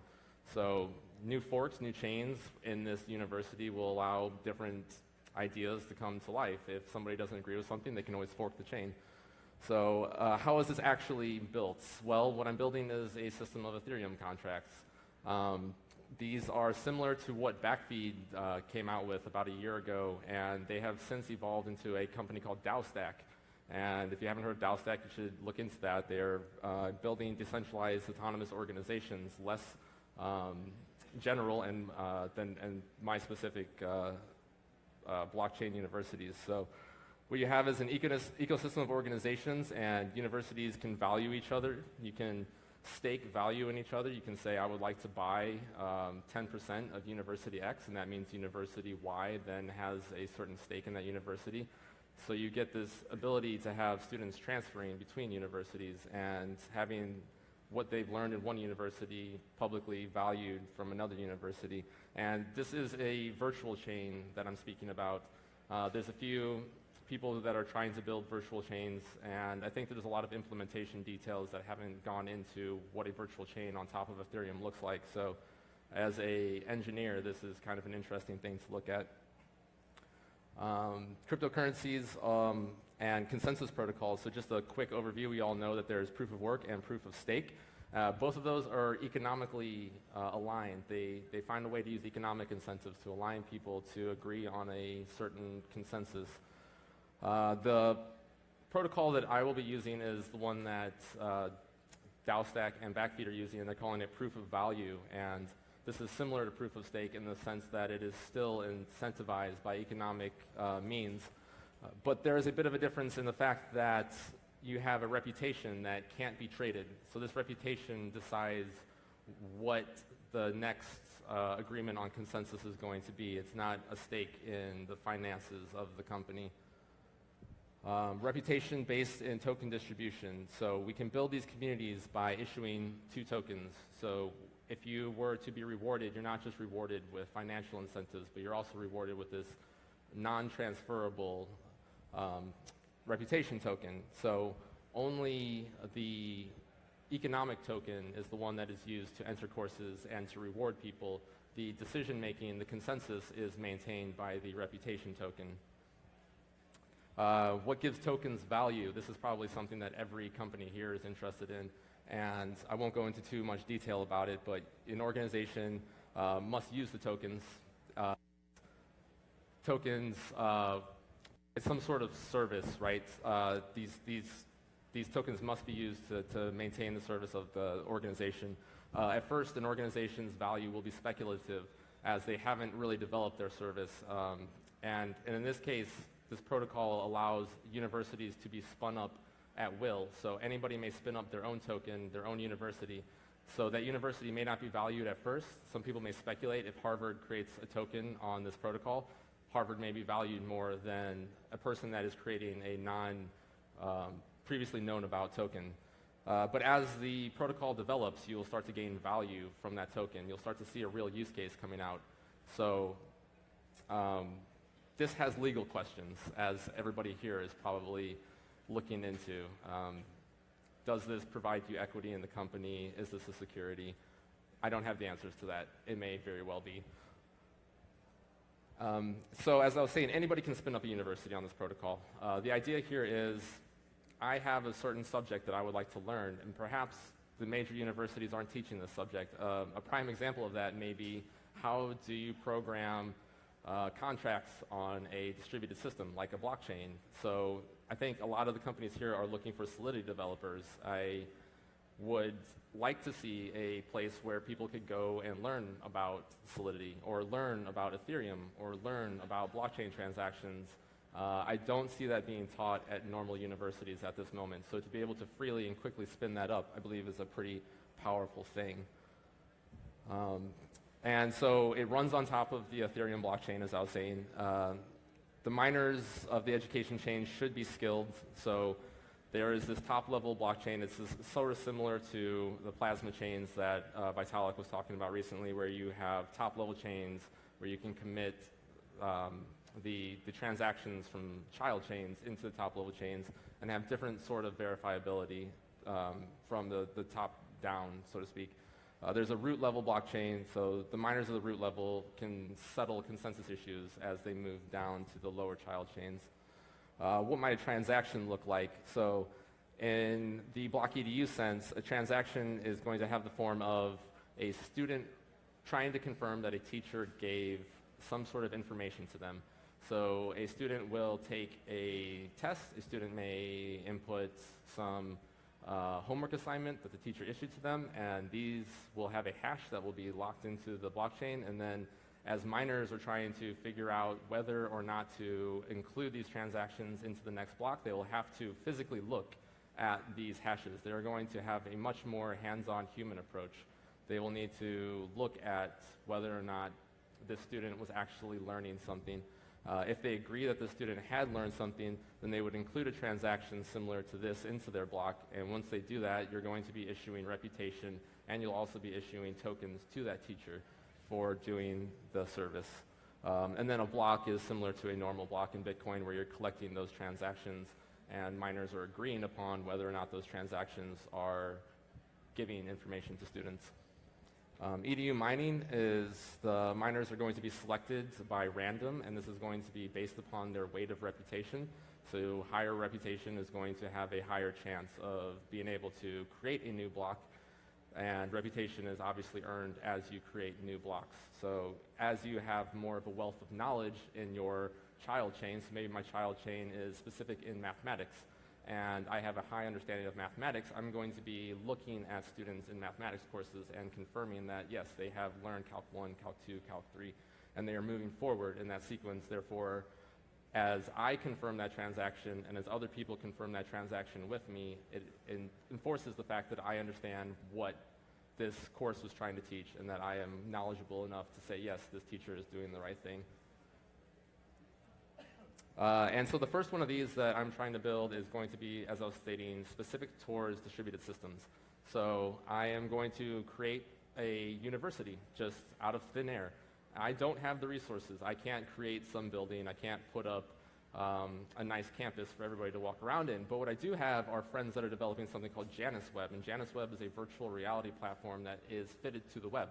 So I'm going to create a university that belongs inside of a virtual reality classroom. And in order to attend these classes, you're actually going to need to be enrolled in the smart contract that'll give you access to this virtual world, this classroom that you can come and view my courses.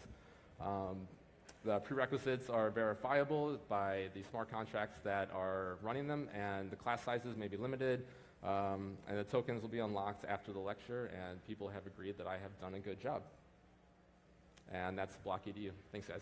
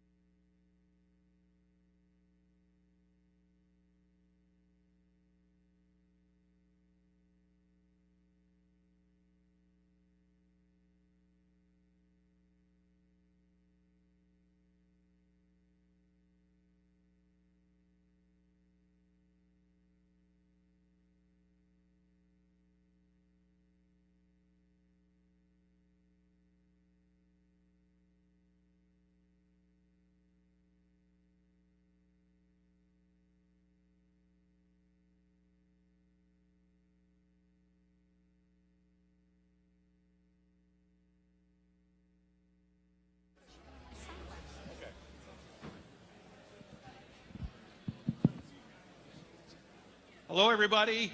Panel time. Really impressed that there's so many people here still. Couple of quick questions, maybe 3 quick questions. Number one, give me an idea how many of you have been through and completed a successful token offering or ICO? There's some here. Can you see that? Yep. How many of you are planning or would love to get through a successful token offering ICO? Yeah, cool. So, good group there. How many of you want to drink beer with Whitey Cracker in about a half hour or so? Yeah, me too. So we'll make this short as we can. On the panel here, some familiar faces, I'm sure, to everybody. Vinny from Civic, who's our, let's say, founder that successfully has completed an ICO. Nancy Wojcik from Cooley on the legal side, who represents some of the brightest people on the regulatory compliance side.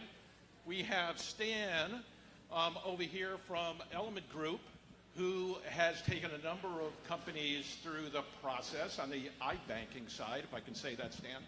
And then we have Eric Doyle here, who represents the marketing and communication side from Spark Chain division. So I'm going to start it off. This guy on the side here next to me, my co-pilot, but okay, we'll start it with Vinny, the guy that's taken his company through this process. So Vinny, lessons learned or some important things that every founder, every CEO should be thinking about as they make their way through the token offering process. I actually have a lot of lessons learned. I wrote a couple of blog posts about it. You can check my blog, vinnylingham.com, where I've detailed a lot of my experiences and what made it work, I think, and where we think we did the right thing and how we put it out there. I think, look, obviously going into it, I didn't know anything about running an ICO, and it was just a learning experience. And it was interesting because it was compressed learning, literally no sleep in hotel rooms in New York until 3 in the morning. Stan was with us. It was kind of crazy times. And the one thing I will say is just surround yourself with people who are really smart and can give you great advice. So we had our law firm, we had advisory, we had 2 advisory firms, one on the technical side, one on the business side and the deal side. And we were just learning as we went along. We kind of make up things along the way as well, because there was just no one else had done it before, and no one else had done it this way. So I think it's more about experimenting, learning, but we're at a different point now. There's been hundreds of these that have been done, and there are some best practices that are emerging. So don't try and reinvent the wheel either. Go and look at what successful companies have done and try and apply that and improve the model if you can. Take it a step further. I mean, one of the things we did was try to balance selling out our tokens, but also not being concentrated in the hands of 20 people, 50 people. So we did a pre-sale with 400 buyers who basically guaranteed the whole $33 million. And then we carved out a third of that, $11 million. And we said, okay, well, the biggest public sale right now hasn't sold this much to anyone. But let's put out $11 million, and whatever's not sold, we've already got guaranteed buyers for it. And we wound up selling all that out as well. So then from that, the guys at 0x, they used our technology at Civic to run their own ICO. And they improved on that model by having everyone pre-register ahead of time. And I think that they allowed everyone to buy, $1,500 each or something worth of tokens. And they had an even bigger distribution pool than we did. So it's going from a situation where you had initially few buyers with large amounts to just masses of people buying smaller amounts, which is very good for liquidity in the aftermarket as well. So these are the sorts of things which I would encourage people to think about and do. Okay. Yeah, I know, Vinny, in the circles that I've gone through, congratulations, because I hear of the process that you went through at that time to be very much a measuring stick for a lot of other ICOs. So great job there. Thanks. And Stan, I bet there's a lot of companies that are contacting you in hoping that they can take their company through this process as well. What are some of the things that you look for in a company that approaches you? What are some of the main components that absolutely need to be in place before you'll even maybe return their call? Yeah, absolutely. So you know, the business is moving and shifting so quickly.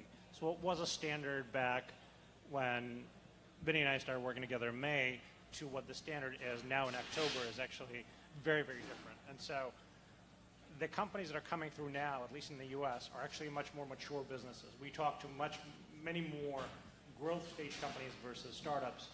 No one with a pitch deck is passing the legal standard now required, given all the regulatory guidance and the guardrails that are continuing to narrow. And so what we see now from the market is a demand for real actionable products, and you know essentially the standard of immediate consumptive utility. So if you're talking about doing a utility token versus a security, what you want is something that's actually functional day one or right after that. And so that's the first filter is, are you building a real product? Does it exist? Is there a test net? Is there an alpha? Are there users using it? So that's step one. Step two is what you're doing organic to the blockchain? Or are you just tacking on tokens because you have no other funding mechanisms, or because it's some sort of a meta play, or you're just kind of strategically lost at sea? And so having a business that's kind of based around the blockchain, where it's at the core, where the token is actually necessary, where there's a strong decentralization thesis, that's what the core universe of buyers is actually looking for. And then, we have taxonomies around different protocols and different platforms and different dApps, and all of those are in play. What we see in the market is a slight preference for more fundamental projects that are solving kind of baseline, sort of deep in the stack problems. And those obviously have much more popularity because they're much more ambitious, and they're addressing markets that are theoretically fundamentally larger. So you have a total addressable market not in the billions but in the trillions. And so when we talk to founders, these are the types of things we're looking for, but also the core things you would think about as a VC, for example. Is this a strong technical team? Are all the pieces in place? Have they been around long enough to actually make a dent in the space? And then you look at other social cues. What is the following on Reddit?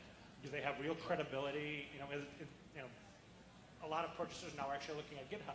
In the public GitHub, is there anything there? Yeah. And if there's not, you have to answer those questions. And so it's a combination of all these factors, and now a market that's very rapidly maturing, both on the legal side, on the structural side, and process side. So shifting market and really fundamentally strong real businesses. The bar's really risen. It seems like it rises just a little bit more every day, every week. Okay. One of the more difficult areas for a lot of these companies to face, Nancy, are all the legal compliance, regulatory issues. I know we don't have nearly enough time to cover the details, but what are some of the most important considerations when a company is moving towards a token offering and they have to consider and face those type of legal questions? So you have a variety of issues. You have securities laws issues, which you're all familiar with the Howey test. The SEC is very definitely looking at this. Canada's looking at it. So we need to be very clear that you have a consumptive use at the time you do your public token sale. I encourage companies to do a pre-sale, do a larger pre-sale than they're contemplating, at least half of what they think the total raise is going to be. Take the time to actually develop that network and make sure it works by the time you do that public sale. You have tax issues that haven't been grappled yet with, accounting, there's AML, money laundering issues that you have to be concerned about when you pre-registration is a great process to do in order to alleviate some government entity coming in and telling you, hey, you were funded by terrorists at this point. You have know your customer rules. You have OFAC that you have to be concerned about. You have money transmitter laws that need to be considered when you're doing this. And that's just in the U.S. And then there are 50 states that you have to consider if, in fact, you are doing things with that cryptocurrency. So there are a variety of laws that need to be addressed before you even think about your public token sale. And it needs to be a really well thought out process. We just finished one where the board heard about it the first time in February, and it closed September 12th. And they had 10,000 people purchase in their public sale from 117 countries. They really wanted a broad distribution. And, we think we did it right. We're waiting for the regulators to call because I'm sure they will. They are interested. They're contracting what they're looking at right now. Dow was an easy an easy case. The two recent ones that the SEC just came out with, where the guy was just a fraudster, selling diamonds, coins secured by diamonds. First it was real estate, then he moved it to diamonds when he figured out he couldn't do it for real estate. So you have to be careful on what you're doing. We won't do securities tokens. We only do utility tokens. Interesting. Wow, lots to cover there. So Eric, let's assume you have a founder like Vinny working with iBanker like Stan, and Nancy's team has given the legal go-ahead. From a marketing and communications standpoint, what are the components that are necessary in your mind to get through a successful token offering? Sure. I think holistically, it starts with three main areas: earned media, owned media, and paid media. And it's really getting all three of those areas to fire on all cylinders. And on the earned side, really starting strategically with a solid messaging foundation from which to draw a core narrative that you can talk about your business and your value proposition in a different way to the market than some of the competitors. And then also a key part is media relations, and whether it's in the crypto, blockchain, trade press, even to the business tech press as well, having a solid strategy in place to promote the pre-sale, talk about the pre-sale, brag about the results to the media if the pre-sale has gone well.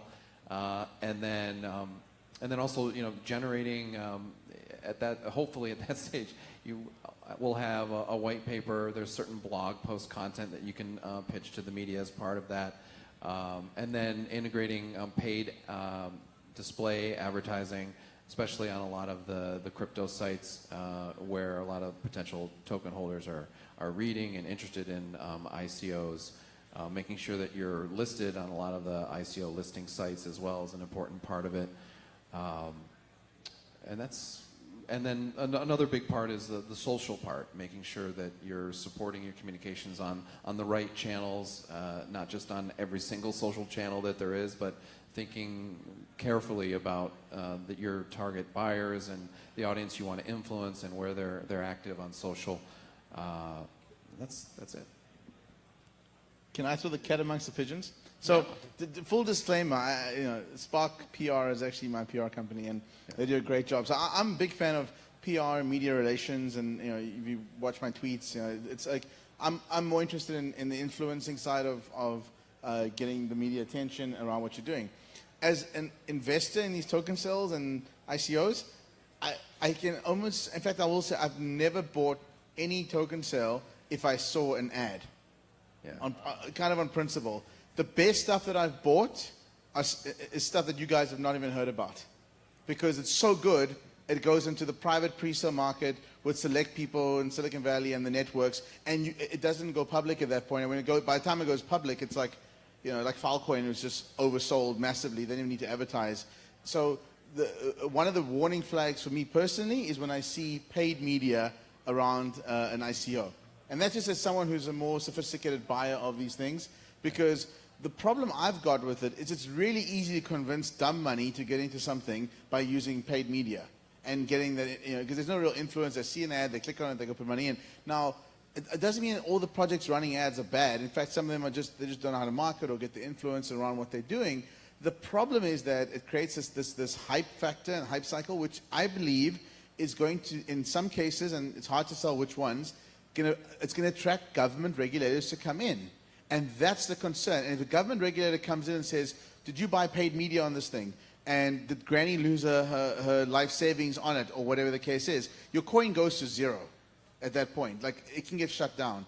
So I'm more concerned about the fact that the paid media can lead to that. And again, it's not about all of them. I don't have the time to do the diligence on every single one and be comfortable that it's okay. So I don't buy the stuff that has paid media. It's just personal preference. So if you're running ads, don't bother emailing me. So media is only one issue, though. The other one is where you have a group of guys out there, much like the boiler rooms. Shilling it, yeah. Yes. I had a company call me telling, this is the only way we're going to go. Going, no way. I said, you want the regulators in your door? Just use that. Go ahead, right? Absolutely. So I've had market makers come to me. I've had everyone come to me try and like pump the Civic token or get me to pay them to do. We didn't take a single paid ad, and we had over $100 million worth of demand. We only took 33 in. Okay, not a single paid ad. And post being listed on Bittrex and Poloniex, like we've done no market making. I don't care. The price can just find its level value. But if you go into some of these Telegram rooms and these pump and dump schemes, these guys are going to get taken down and come. And so my advice to all of you out there is just do it honestly. Do not go and buy. Even though you may think, oh, it's great, you'll get the money or you get more money. It's part of like the mission for the company, and you'll do good in the world. It's about how you do things, not what you do. Okay, and just keep that in mind. There's a slippery slope here, and this is an industry that's under a lot of regulatory scrutiny, and you do not want to be on the wrong side of the law here. And it'll be, hey, everybody's doing it this way, Nancy. Honest, that's what they're telling me. Don't worry, the jails are pretty big. That's what I keep telling them. You'll look good in orange. I do think another point I didn't mention the first time around is I think it is important to have some basic incentivizing potential token buyers to be interested in your ICO. Aside from just the value prop that you're talking about, there's things, bounty campaigns where you can reward token buyers for taking certain actions, whether it's downloading a piece of content, sharing content. I think that is a small percentage of the total tokens, but it is an effective way to generate interest. For the record, and I think Stan's probably, I can see he's going to jump in and say something now. Say no. But for the record, like we did no paid ads. We did obviously some work. No bounty. Work with Spark on some PR and communications, and we did no bounties and zero discounts. Not even our investors in the company got a discount. Not a single person got a discount for our Civic tokens. They went out at 10 cents to absolutely everyone, and we focused on the distribution of it to make sure it was fair. But I can see Stan's about to say something. I was going to abstain. I was going to play nice. No, I think you set up the platinum standard for an offering, right? But not everybody has your megaphone, right? So, or your network. And so I think microphone. In a market where we have 20, 30 offerings coming, let's say every week, it's hard to cut through the noise, and it's getting harder. And so I think especially in a case where you're looking for broad distribution, you kind of have to fish where the fish are. And so you have to look at the communities that you want to address, depending on what blockchain vertical you're in or what application layer you're playing in, and then go to Reddit, go to Bitcoin Talk, go where their organic communities are, go to the Telegram channels, and work with that community and get them engaged. And I agree. I agree with that. My point is, don't get the dumb money to come in, because that's the way you fill up the round. Like, rather focus on. I mean, think about it this way: if you go to a whole bunch of really smart people in the space, early adopters, early buyers, and you cannot convince them to buy this thing that you're selling and get one of their names up on your site saying, hey, I support this project, etc., whether it's myself or Brock or Vitalik or whoever, pick a name on the list. If you can't get one of those people on the front saying they're putting real money in at at the current price. And again, one of the things to be careful of is don't give it to them at a 90% discount, because that's just ridiculous. Just some people I won't take those. I won't take those deals where there's these huge discounts or even free. I don't do advisory work anymore either. I don't take free tokens from companies anymore. I've done 2 of them for advisory work, and the problem is the moment they do something I disagree with, then I'm conflicted. If I pull out, I damage the process, and if I stay in, I don't agree with it. So I don't do advisory work. I'm happy to buy my tokens. I'm happy to buy it at the disclosed pre-sale discount price. So these are important things. But the point is, if you can convince people who know what they're doing to put the money into your project and stand behind you, you will convince the other people in the industry, and eventually you don't need to go to the dumb money that's out there to get money in because you're doing what you're doing works. And if you can't convince people, at least people who understand what they're doing, you have to ask yourself, what are you doing and why can't you convince them? And I'm not saying that, like, look, the thing about angel investing, and I've done a lot of angel investing, is that you just need to convince one person to believe in you. But if you can't convince one person, that's a problem.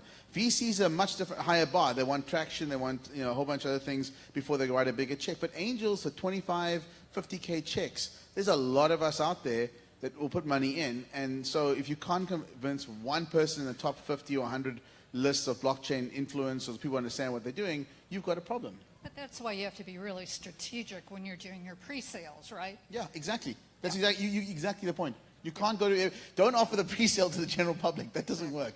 Go to the people who you think would be interested. And everyone's busy, and 9 times out of 10, I'll reject stuff. But if the one I do get, I put my name behind it. These guys at least feel that they've got, some, call it additional credibility or some validation on their business model. I mean, it's not that it's not going to fail. At least someone believes that the team and the project's got a chance of succeeding versus, like people just saying this is crazy and it's never going to work. How does that scale, Vinny? I mean, from a standpoint of we started the year or ended last year with a few $100 million invested in, token offerings. This year will exceed $2 billion. I mean, where's it going? Is it gonna? What's the number in your mind that you're pretty good at predicting? What's the number in your mind of? Let's say it's 2.2 billion this year, and I'm making that number up in token offerings. What's it going to be next calendar year? So we have to look at it from a slightly different lens. Okay, you've got call it $2 billion this year, raised during a wild, wild west phase. Okay. Now there's a filtration process. Now you're moving into regulated blockchain-based securities that are issued. The friction's higher, the source of funds changes, and like, for example, China's blocked ICOs, regulations are coming around the world. That number, in terms of if you just like look at it from a lens that was $2 billion in unregulated token sales and ICOs, it's going to come down to some small number, a couple of $100 million, whatever it is next year. Okay, but it's going to flow into regulated ICOs, securities, and tokens. You've got T0 from Overstock. You've got a couple of other decentralized exchanges that are coming up with, it looks like it, regulated security trading. The issue right now, and I won't buy any, I bought one, but I won't buy any more, security tokens, because there's no way to trade it. There's no liquidity in the aftermarket right now. So why would I go and buy them? And that's putting off a lot of buyers if you go the securities route. But in the next 6 to 12 months, you're going to have outlets for these things to go into regulated exchanges and be traded. And I think the size of that market could get to $5 or $10 billion a year in the next 3 to 5 years. It's just not going to happen right now. So just call it the unregulated token bubble right now. It's going to burst, but the value just shifts to different types of securities. And I think it's a good thing that it gets cleaned up, because otherwise it's going to be a mess. You're going to have more scams. You're going to have more people losing money in ways which they don't intend to. So what do you think, Stan? Next calendar year, going up, down, more, less, equal? What's it going to look like? Yeah, I think this capital market is here to stay for generations. And so I think the regulatory rails will certainly be built. The guardrails will narrow. But it'll take some shape that will continue. To me, this was kind of an open source coding community building an open source funding mechanism. And it really just kind of broke through. And what we see is a maturation of the market. So in this room today, there are many institutional buyers, investors, whatever you want to call them, but people that are looking through a very prescribed, focused, and educated lens at this space and trying to understand bottom up which projects make sense, which are the strong blockchains, the strong protocols. And I think that's a positive sign. And the same thing from projects, we're seeing lockups, we're seeing more interesting tiered structures, we're seeing reverse Dutch auction structures that really help you find the market price. And so I think this market will just keep maturing, and it's certainly here to stay. The number itself doesn't matter. Yeah. So I know we're running very close to time up. So Eric, Nancy, any thoughts about next year? Is it where's the market going in terms of size or whatever metric that you feel is important? I think it'll probably be cut in half by next year. I think people will be more discerning about what they're investing in. Okay. So, and depending on what the other countries do, I mean, China's ban really impacted the crypto market. Then South Korea stepped in. Canada, notwithstanding their bullshit about, oh, we're behind tech innovation. It's bullshit. They consider everything securities. So one of mine, we ended up not selling to Canada just because of that. Because of that, huh? Yeah. Wow. Eric, any closing thoughts? Because I know we're running out of time. I'm going to go with the same school of fish here and say it's going down. Yeah, it seems pretty clear. Okay. Sounds like higher quality opportunities, lower volume, and the bar's high. Are we in consensus on that topic? Yes. Yeah. Yep. Thumbs up. Okay. Please, I don't think we have time for any. You can catch these guys hanging around the floor for more questions, but please thank Eric, Stan, Nancy, and Vinny for a few minutes of their time. Thanks, guys. Buckled in.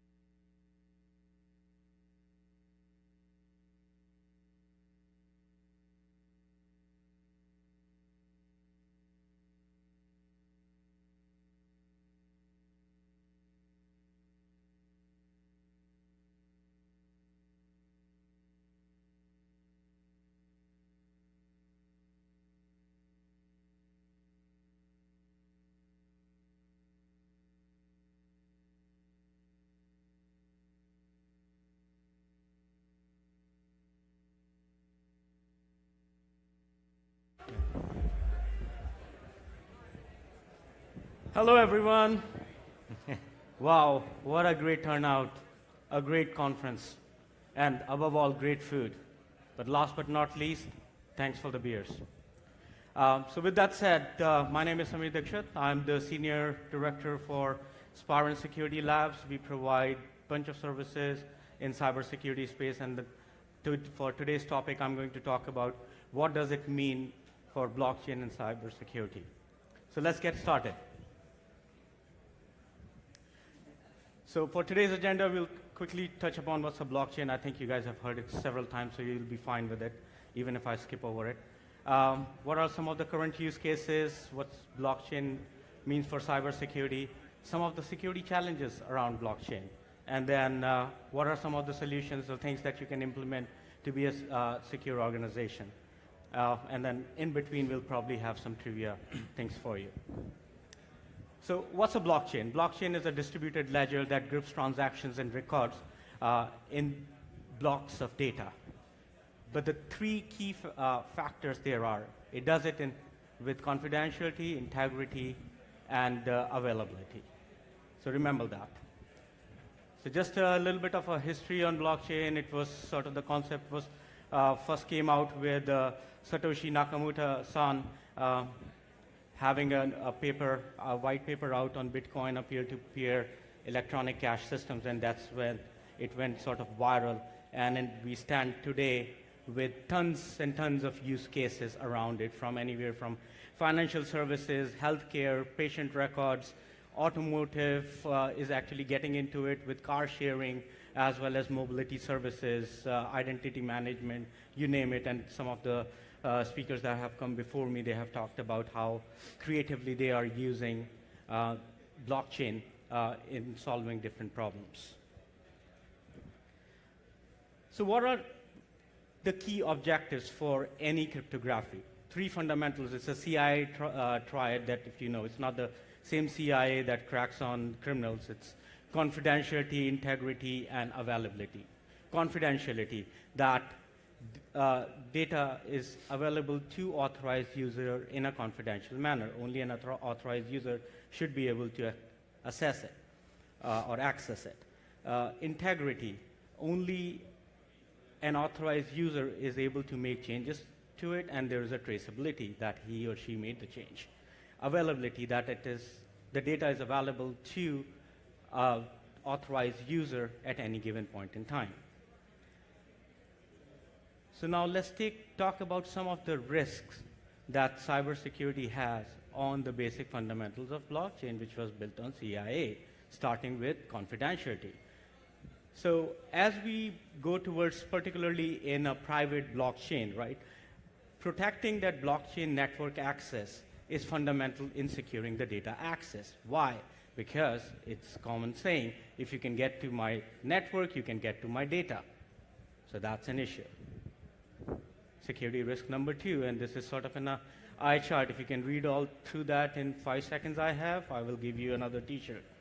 But again, talking about integrity, if you look at blockchain has the characteristics of immutability and traceability, which does provide it a means of data integrity.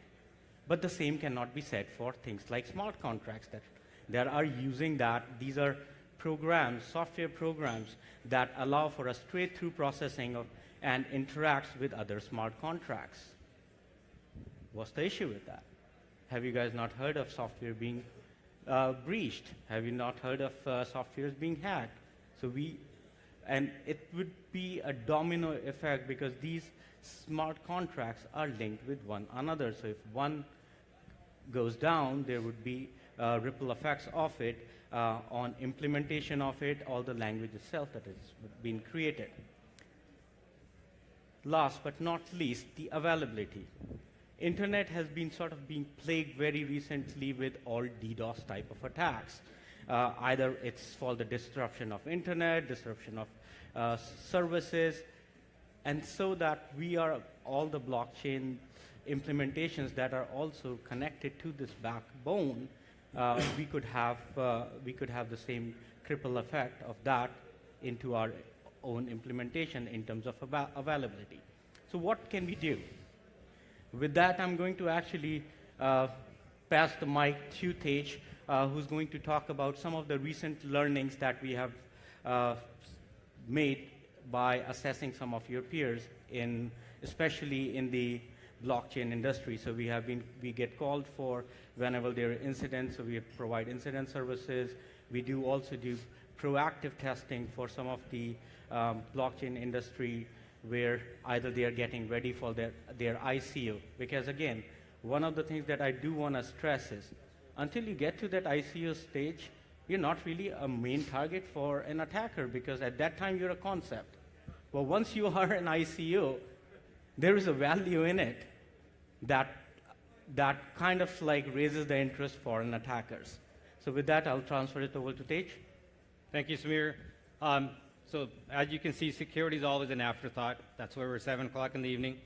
And that's what we've seen in the industry. So can you guys clap on that, please? I just have a quick question for you guys. What is the #1 threat vector in the cybersecurity industry, and that applies to blockchain as well? Insider attack.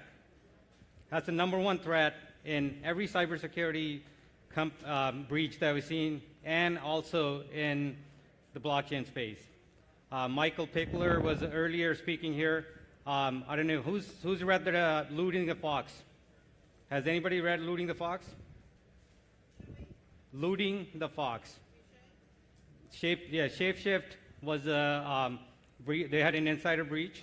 There's a whole detailed article. It's actually very impressive. Read up on it. I think it will help you guys in your assessment or going forward how you implement cybersecurity. So the slide that's behind me doesn't apply to what I'm going to tell you because you've seen enough slides. So what I'm going to just talk about is more of the use cases. We're working, like Samir said, we work with some of your peers in the blockchain space. Unfortunately, we get involved when usually there's after a breach. So what I'm going to talk about is normally what do you need should be doing, and from a best practices perspective prior to having a breach. It's from what we've seen, it's a wild west. It's any startup. Security is usually an afterthought. There's some processes and procedures around it that we need to have some secure processes. We need to, there's only 5 people in our team. We can handle it. But as the team grows, as you add more people, as you do an ICO, as you go public, the threat vector keeps on increasing, and some of the threats that you don't even realize that they're in your environment that you need to be able to mitigate those. So one of the kind of the key best practices we do when we go for any security assessment is a threat modeling. So I will recommend and ask all you guys to do a threat modeling. Understand what are your threats, whether that's physical, that's people, that's external to the internet, or what is your threat around the application or the system you're developing, and what are your threats around that in terms of, and have some risk prioritization to those threats.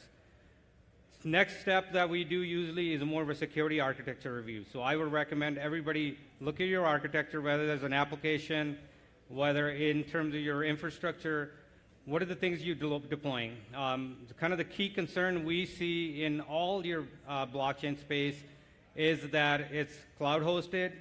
There's a lot of third-party applications being used, a lot of open source systems being in place, and it's obviously it's new, so people don't have the experience. There's only certain teams that have the experience that they can do the development. There's only few teams that they are working with everybody, and everybody's scrambling to figure out how they can deploy the next best thing out in the market. After security architecture review, we recommend doing a source code review for your smart contracts, for your website you're developing, for your ICO. And like Samir said, once you go in ICO, your public interface, their threat vector increases significantly. So the next process we usually do is a cryptographic review of your private keys, your hashes, any cryptographic process around the whole application or your blockchain deployment, the complete cryptographic review of that process. And the next after that is more of a traditional application security that needs to be in place. If you have a web application, it needs to be done a thorough pen testing of the web application from any phishing attacks. Someone did mention phishing earlier, any injection attacks, anything in terms of your authentication mechanisms, anything around that application, how it interacts with the backend server and the end user. What we're seeing in the space is there's Cloudflare, there's there's the different web application firewalls in place, but they're completely configured in a way that they're vulnerable to even not even a sophisticated hacker. The next part is basically doing more of a red team exercise activities, which includes your security testing of your infrastructure, physical security around the building, and in terms of your wireless connections, any connections that you have in the building. So that needs to be all security testing and see who can spoof the data that's being interacted, who can get in, what are the user training and security policy reviews for your users in the team, and as well as the people that you interact with, what data they can have access to, what privileges they need, how they access, what audit process you have around it. So all that needs to be in place. So in terms of kind of overall recommendation is that there needs to be a proactive approach to security before you even go ICO. And like I said, majority of the companies we're dealing with, we're finding out that they've been breached after either somewhere in the ICO or after ICO. So this is some of the recommendations. Within the limited time, Samir and I are available afterwards. We'll share our information. Please feel free to just reach out to us. We'll answer any questions. It doesn't have to be that we have to provide a paid information. We'll provide information that's available in the market. There's a lot of information available, how you can secure, you can have a secure process in place. Thank you.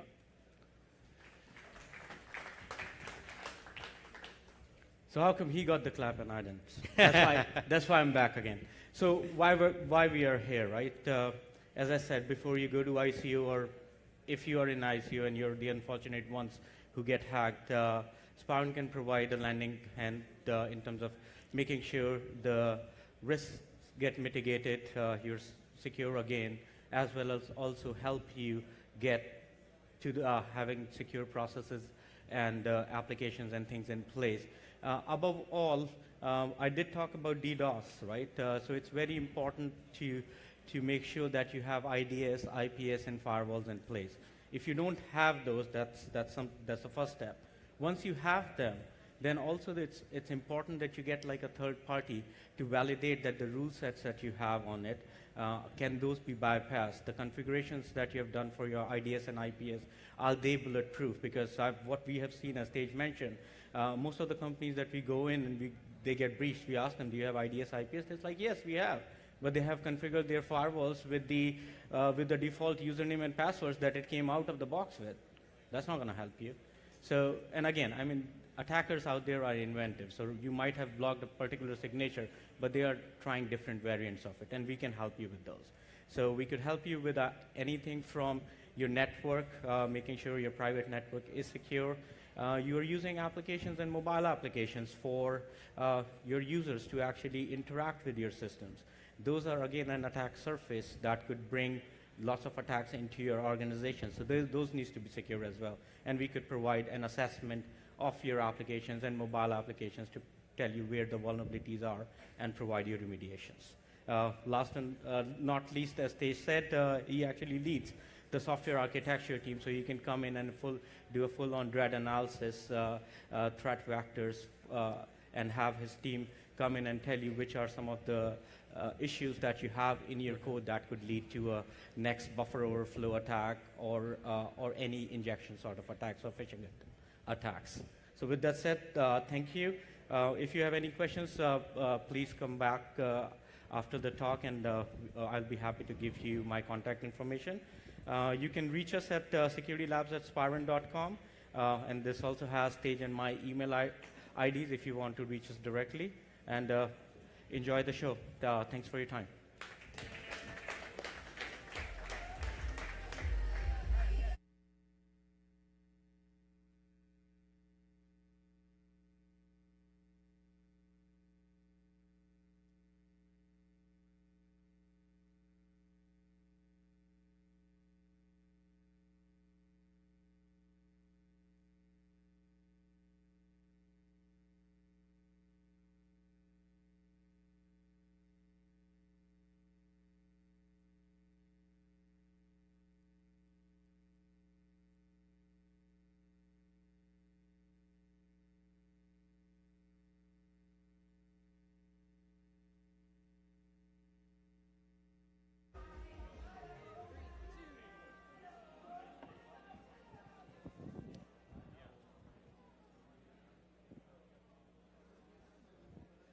Ooh, that is a terrible photo of me.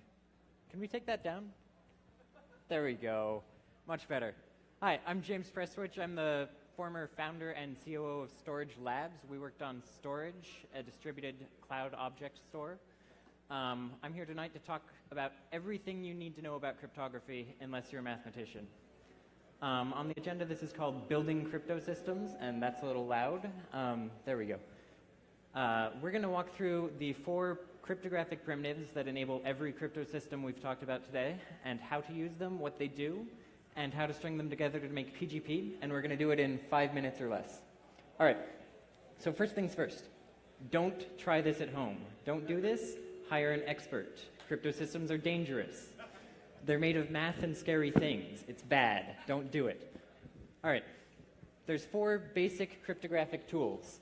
And again, I want to reiterate, don't do this at home. Bad crypto kills journalists, ruins lives, takes money out of your pocket, and is altogether just one of the worst things in the world. All right, 4 basic cryptographic tools. You have cryptographic hash functions. You take data, you do a one-way function, you get a hash. The hash has a fixed length. You know exactly how long it's going to be all the time. There's no way to go from the hash back to the data. Hashes are hard to collide, so there's no way to make the same hash with 2 pieces of data, and they're really cool. Symmetric encryption. You use an RNG to make a key, use the key to encrypt a file, use the same key to decrypt the file. All right, public key cryptography. You use an RNG to make 2 keys. One's private that you keep, one's public that you give away. You can use the public key to encrypt a file, and only I'll be able to read it, because only I have the private key. You can use the private key to make a signature on a file, and anyone can verify the signature and prove that it came from me.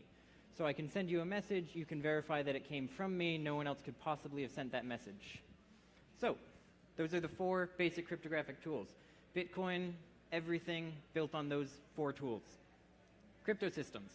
Cryptographic tools are hard, but even the easy parts are dangerous. I can't even proofread my own slides to get that typo.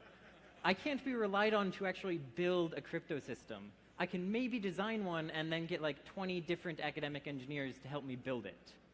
All right, crypto systems, ultra high stakes plumbing. You can understand the primitives, but even just connecting them together is hard. It's dangerous. Here's how PGP works. You take your message, whatever you want to send, you hash it. You sign the hash, you encrypt the document itself. Now you have an encrypted document and a signed hash. The encrypted document, you take the symmetric key and use the recipient's public key to encrypt it. Now you have an encrypted document, a signed hash, and an encrypted symmetric key. You send all of those things to the recipient. They use the signed digest and the locked file and the key, the encrypted key, plus their private key to access the locked symmetric key, use that to decrypt the message, read the message, use the signed hash to prove that the message came from me, wasn't modified in transit. In that way, PGP proves that I sent a message, that only you could read it, that you can prove it came from me, and that you can prove no one else could read it on the way. And that's all I got. 5 minutes or less.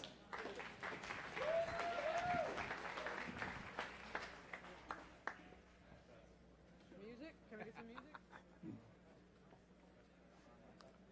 Wasn't an hour long. It was short and sweet. I can do it for... All right, stand by for Brian.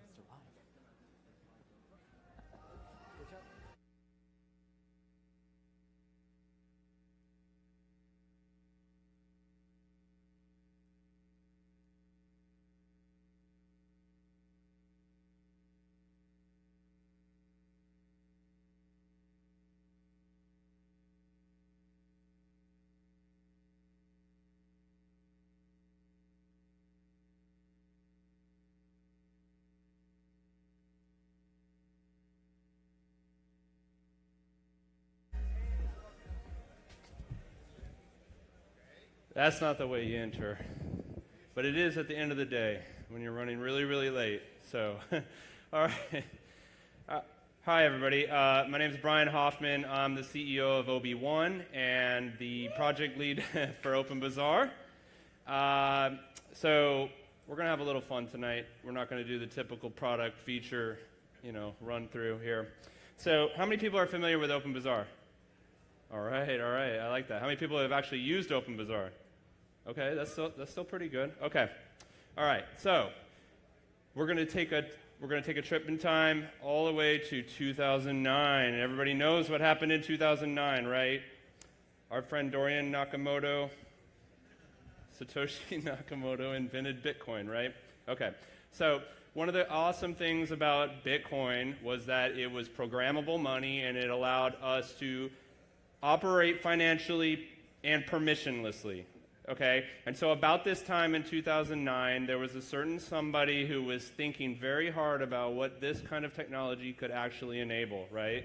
And so in 2011, mysteriously, the dark net marketplace showed up, Silk Road, and several other smaller ones, right? And look at all these amazing, wonderful Amazon-approved products that are for sale on the Silk Road. Testosterone, cypionate. I don't know what that is, but probably enlarges things. And so nobody really knew who this was, but what this technology actually proved was that there was the ability to create a piece of software that literally could not be shut down. We had money, but what good is money if you can't use money and earn money? So Silk Road came about. But unfortunately, just 2 short years later, this man, Ross Ulbricht, was arrested and put in jail for the rest of his, living life for creating that marketplace. But what did not happen was it did not tamper the idea of a truly free marketplace. It did not squelch that, right? Like today, we still have many, many darknet marketplaces that are operating freely and not being shut down. And some are being shut down. But this enlightenment has led to a much bigger vision. It's not just about illegal goods. It's not just about breaking laws. The idea of a free marketplace is something that should truly benefit all citizens of the world.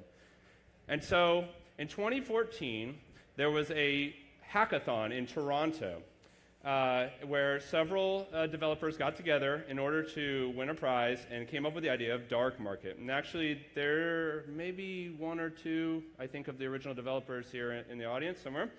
But the idea was, as it says here, it was to create a safe and untouchable marketplace for the planet Earth. Now, if you made it white and you showed some fluffy stuffed animals, you'd think this is some beautiful thing, but instead it was dark and black. But the idea had already been shaped. We can take peer-to-peer technology, we can take Bitcoin, and we can take decentralization as a concept and create an unstoppable free marketplace. The things that brought down Silk Road, the centralized servers located in Iceland, the one person running the show, the moderators all like working together on the same servers, all that could be gone. So this is a quote from Damien, and Damien is actually, he might be in the audience. If he is, thank you for the quote. But the quote was from that hackathon. It's the seed for the imagination. Now that people know that this is actually possible, they will work on it. And sometimes that is what actually stops people from working on things, is because they think that it's impossible. But it's not. And so consider us forked. We made OpenBazaar. So now, well, that was supposed to say decentralized marketplace, but it's hiding. So this is an example of a store that's on OpenBazaar right now. And this is the thrift shop hustler. And he's selling and buying all kinds of different things on OpenBazaar, and he's earning Bitcoin to do so. He's actually able to pay in over 50 different cryptocurrencies using Shapeshift to convert it to Bitcoin, and no one can stop him. He runs it on his own personal computer. All of his personal information is only stored on his computer or his server. He doesn't have to sign up. He doesn't have to register. He doesn't have to give someone his shipping address or his employer app information. It's all completely private, encrypted end to end. Now, how far along are we? Well, so far, OpenBazaar has had over 500,000 downloads worldwide in over 180 different countries. We've had thousands of different merchants offering everything from comic books to not comic books, and over 50,000 listings. So what I need from you is to go and learn more about OpenBazaar, spread the word of decentralization. Because I think well, let's just take a poll. How many of you are only in crypto for a year or less? Raise your hand. Okay, how many 2 years or less? 3 years or less? Okay, so the majority audience is probably like just a few years in. But OpenBazaar has been around for over 3.5 years. And we're still working really hard to try and improve the software. So we need your help to get people to use it. Because the only way we're going to get decentralized software out there to the masses, to everybody, to the mainstream, is for you to use it and tell people about it. So visit openbazaar.org, go download the software. It runs on all operating systems. It's not mobile yet. Buy something, sell something. You can do anything you want on there. And if you're really, really interested, join our Slack community at slack.openbazaar.org. There's over 5,000 people on there helping us build the future of decentralized marketplaces. So thank you very much.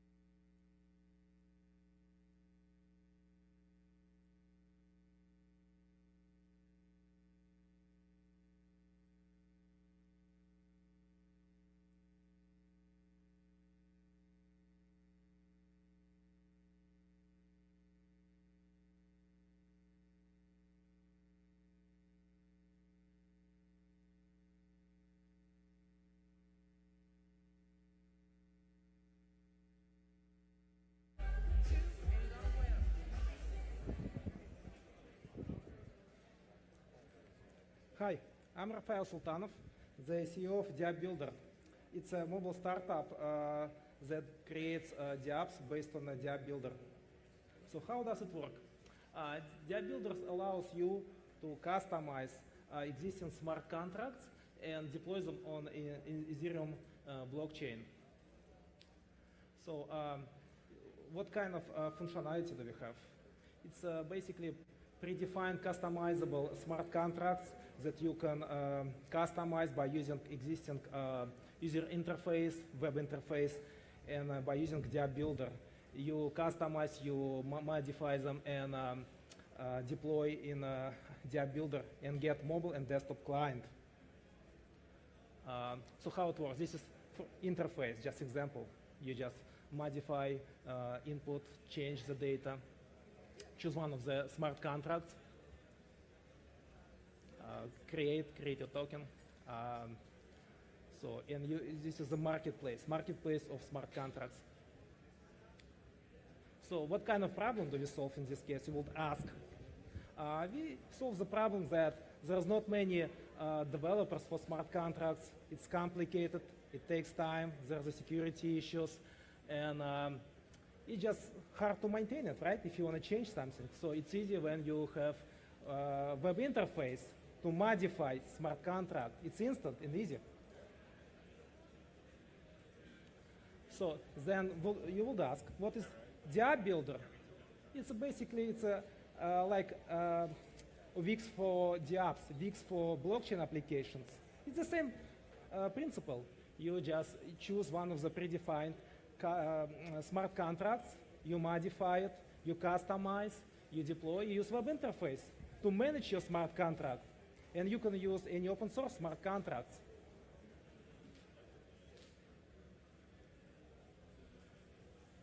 So this slide shows 3 sample steps how to create your own blockchain application, DApp application on Ethereum. Step 1, select a smart contract. You can choose from tens, hundreds of pre-built smart contracts covering popular topics. Step 2, edit your smart contract using interface. You don't have to be a programmer, or you can switch to code level and customize using your skills, programming skills. And step 3, deploy dApps using our dApp builder. You want me to talk here? Yeah. And step 3, deploy dApps on using our dApp builder hosting. Get a mobile client or desktop browser client. Easy, right? And publish your mobile app on Google App Store or deploy it in a web browser. Easy.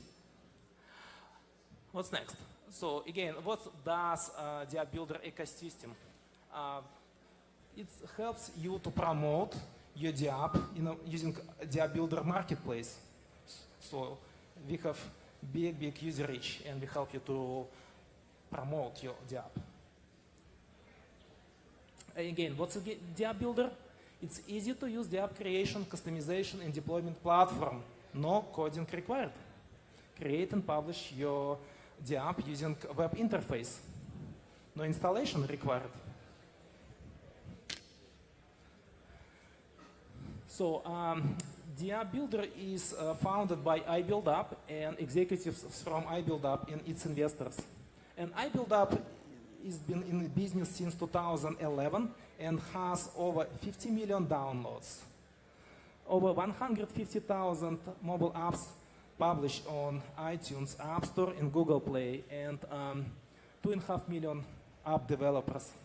Big community. So what problem do we solve? Again, smart contract development takes time, requires programming skills in the programming, knowing the programming language, Solidity. It takes time and requires you to have developers in your team that actually not available now. So what marketplace problem do we solve? Right now, not many companies in blockchain space have access to regular users in a mobile world, in desktop world. And marketplace helps you to enter this world, remove the barrier to entry. So all developers will have in a marketplace the following functionality: posting, listing, searching. So basically monetization. They can post and monetize their apps. Solution, the apps builder that helps you to build your blockchain application instantly. This is the schema. So on the right side, you can see examples of smart contract templates. You choose one of them, let's say voting. You customize, deploy to test, check it, and once you deploy, you get mobile client and desktop client. And if you want a bigger reach, you can publish in a marketplace, available to 2.5 million of mobile app developers for monetization. So examples how the apps will work on mobile. You use smart contract. It connects to Ethereum node hosted in the App Builder hosting. Through web API, it connects to mobile client. Its mobile client will be available for iOS, iPhone, and Android. It's similar like MetaMask, open source client, with pre-built templates for mobile. So smart contract builder for the apps on mobile. This is the example. It's again schema, select pre-built smart contract template, customize, deploy. What kind of smart contracts, right? Okay, you solved me. So what can I do? You can use for ICO, for real estate transaction, for escrow, for insurance, for different types of businesses. So it's more like technical schema, how it works.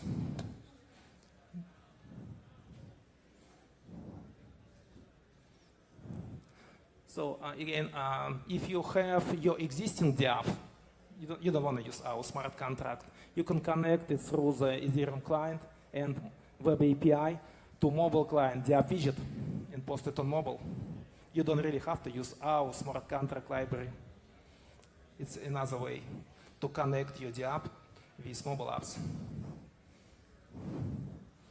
So solution is the app market that allows you to create a sell, and basically monetize your own app widget, or you can use it as a mobile app for iPhone and Android.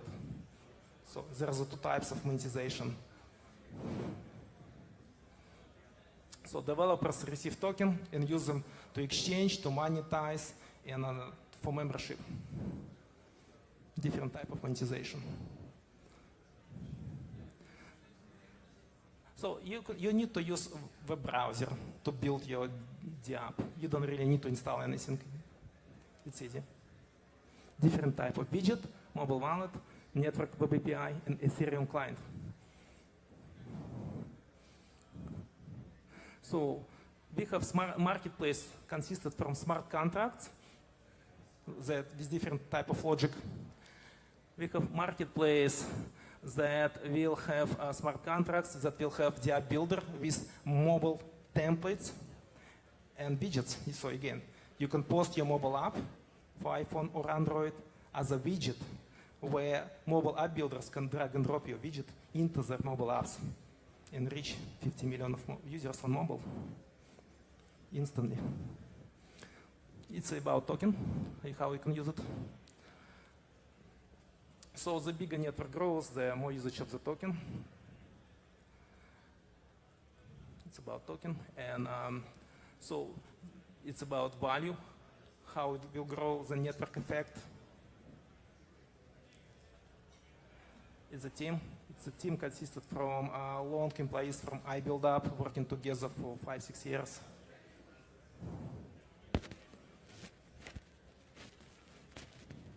Advisors from Microsoft, from legal. We have over 50 million downloads and customers, US State, UCLA, Unilever, Whole Foods, churches across the street, schools, colleges. Over 2.5 million businesses and app builders started using iBuildUp to create mobile apps. Now it's available for the apps. Sample apps built by iBuildUp mobile app builder that is parent of the app builder company. This example of challenge exchange, you can instantly post it on mobile. You can do the same for your app. What are you waiting for? And you can try to install sample apps on Android now. Use ibuildup.com/apps.php, use QR code, or enter email or phone number, get email or SMS and install your Android app instantly. Easy. It's private distribution, or you can publish on Android Google Play. Thank you.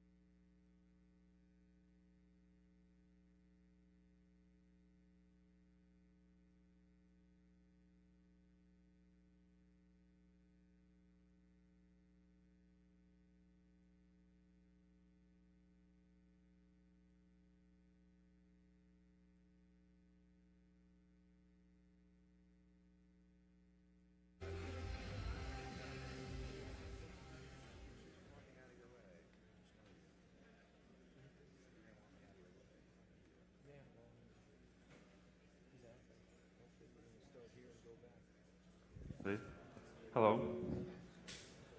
My name is Igor. I am from project Oracle's Network.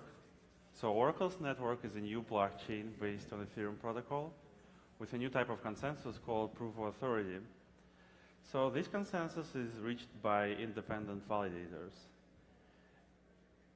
So what's actually is, what kind of problem we're trying to solve? So if you're an Ethereum user and you used Ethereum like a year ago, the price for one token was like $10, and now it's more than 300. So for your D app, execution of your D app is 30 times more. And this is a price we pay because of all things we have in this ecosystem happening. And we believe that smart contracts platform should be more available to general public, and that's why we're trying to build a smart platform which is cheaper and faster, and also it's based on best practices we already have now. So Ethereum is good because it's already quite a standard for smart contracts platforms, and there are a lot of developers, a lot of applications built on top. But how can we build a new platform using Ethereum, which will be cheaper and faster? So we use so-called proof of authority. So proof of authority is a new algorithm. It is a simple form of proof of stake. But instead of stake, validators put their identity as a form of stake. So for each validator is like, let's think about it's like one token, and each validator receives the same reward as other validators. So let's say if we have 2 participants in the network, each validator will receive 1 coin each round of the network. And this consensus is quite simple, and but we need to set up this network this way that general public will believe that setup is trusted, and the validators are actual persons. So who is a validator in our network? So it's a person with known identity, and there is a way to cross-validate this identity. What does it mean? So we have each validator has his own mining key, and this mining key we connect this using some decentralized identity app with pieces of identity from real world.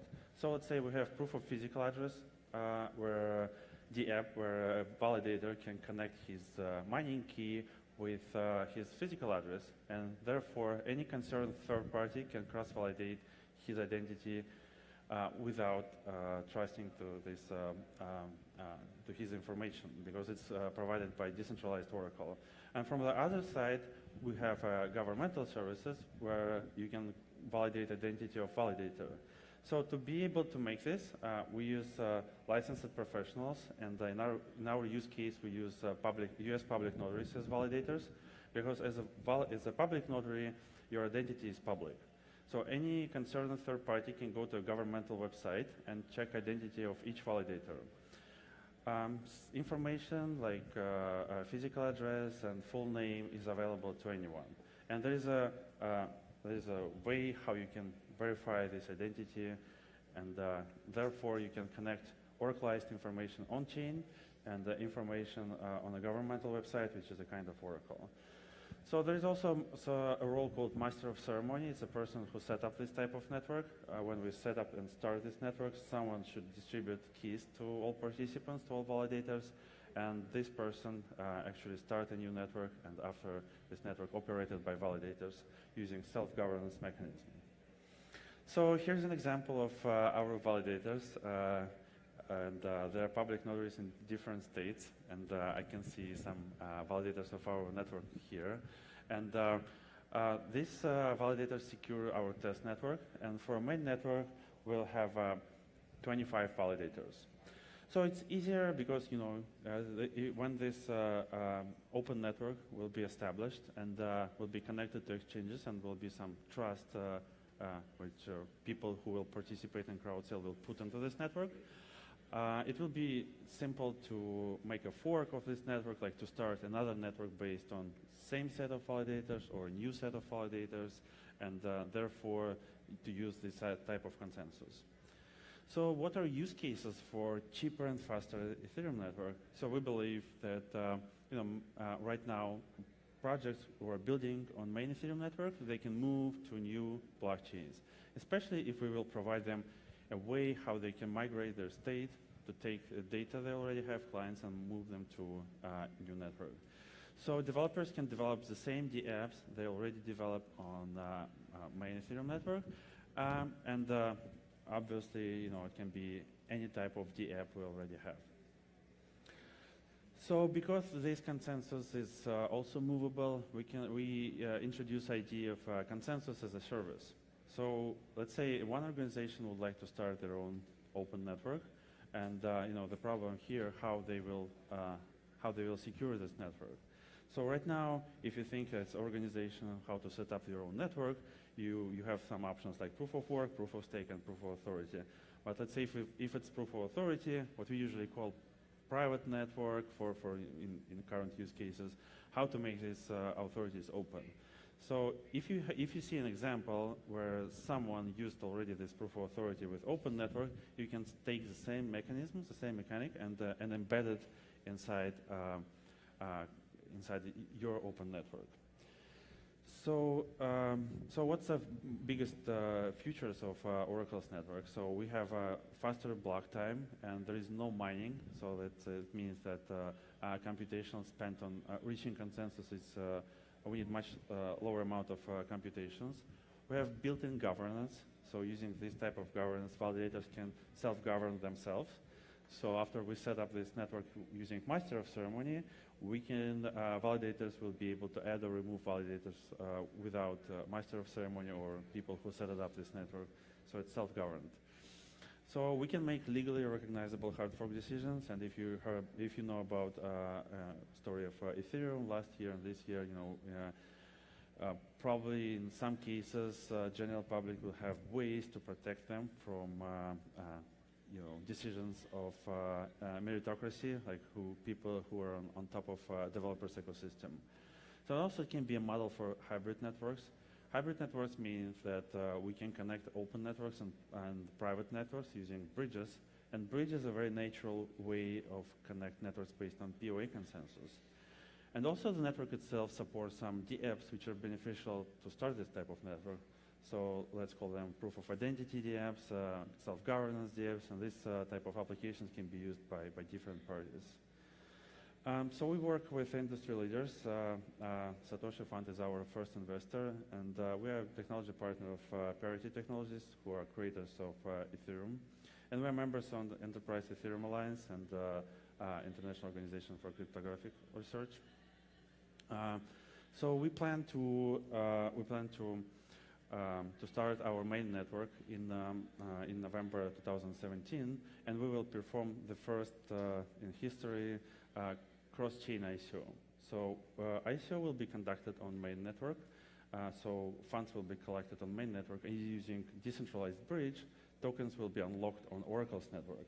And we think this will be a new way of creating ICO cross-platform. So people will collect money on one network, but they will run their token, they will run their software on another network, which is cheaper, faster, and allows more upgradable, let's say. So Oracle's network is a first Ethereum-based public network with this type of consensus, and this consensus is reached by independent validators. Think about them as individuals, and we have lots of models like this in real life. It can be juries, it can be all type of governmental services where we have open interfaces, so you can walk in from 9 a.m. to 5 p.m. You can ask for some services, you can transact with this open network, but also they have some limitations and some so-called permissions. So we believe this is a kind of future of Ethereum scalability, horizontal scalability of Ethereum networks. And we plan to launch this first Oracle's network first instance in November. And we have some agreements with other startups who would like to build on top of Oracle's network and build their own POA networks with consensus as a service as one model, or a different set of validators. So we use public notaries, but think about some organization can use attorneys, they can use doctors, airplane pilots, whatever. because if professionals are, can be cross-validated and we can put some trust into them, we can use them to reach consensus on this type of network. Yeah, so thank you very much for having me here. Yeah, and thank you.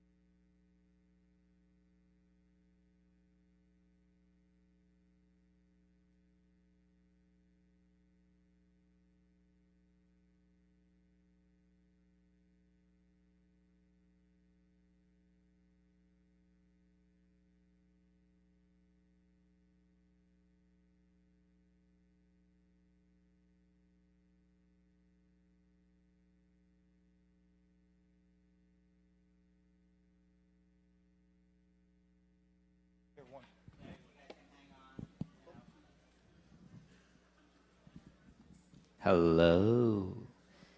All right, so I'll just give the stage to Mac and not delay it any further, but he's our last speaker, and we'll have IT Cracker right after this. All right? Yoo-hoo! We'll still get out of here on time. Good evening. Mac McGarry, Sweetbridge. I'm local to Los Angeles. One thing I love about this community is the enthusiasm and the perseverance. I know many of you, like myself, had an after-party invite that started about 20 minutes ago. I'm going to race through this at a high speed. Just to give you a teaser, I encourage you to look into Sweetbridge. It's a pretty exciting project of projects. We're about the liquidity of the supply chain, and we are taking an alliance approach. That is, we're working with several different partners, creating an ecosystem for a common good. Together, we're better than we are individually.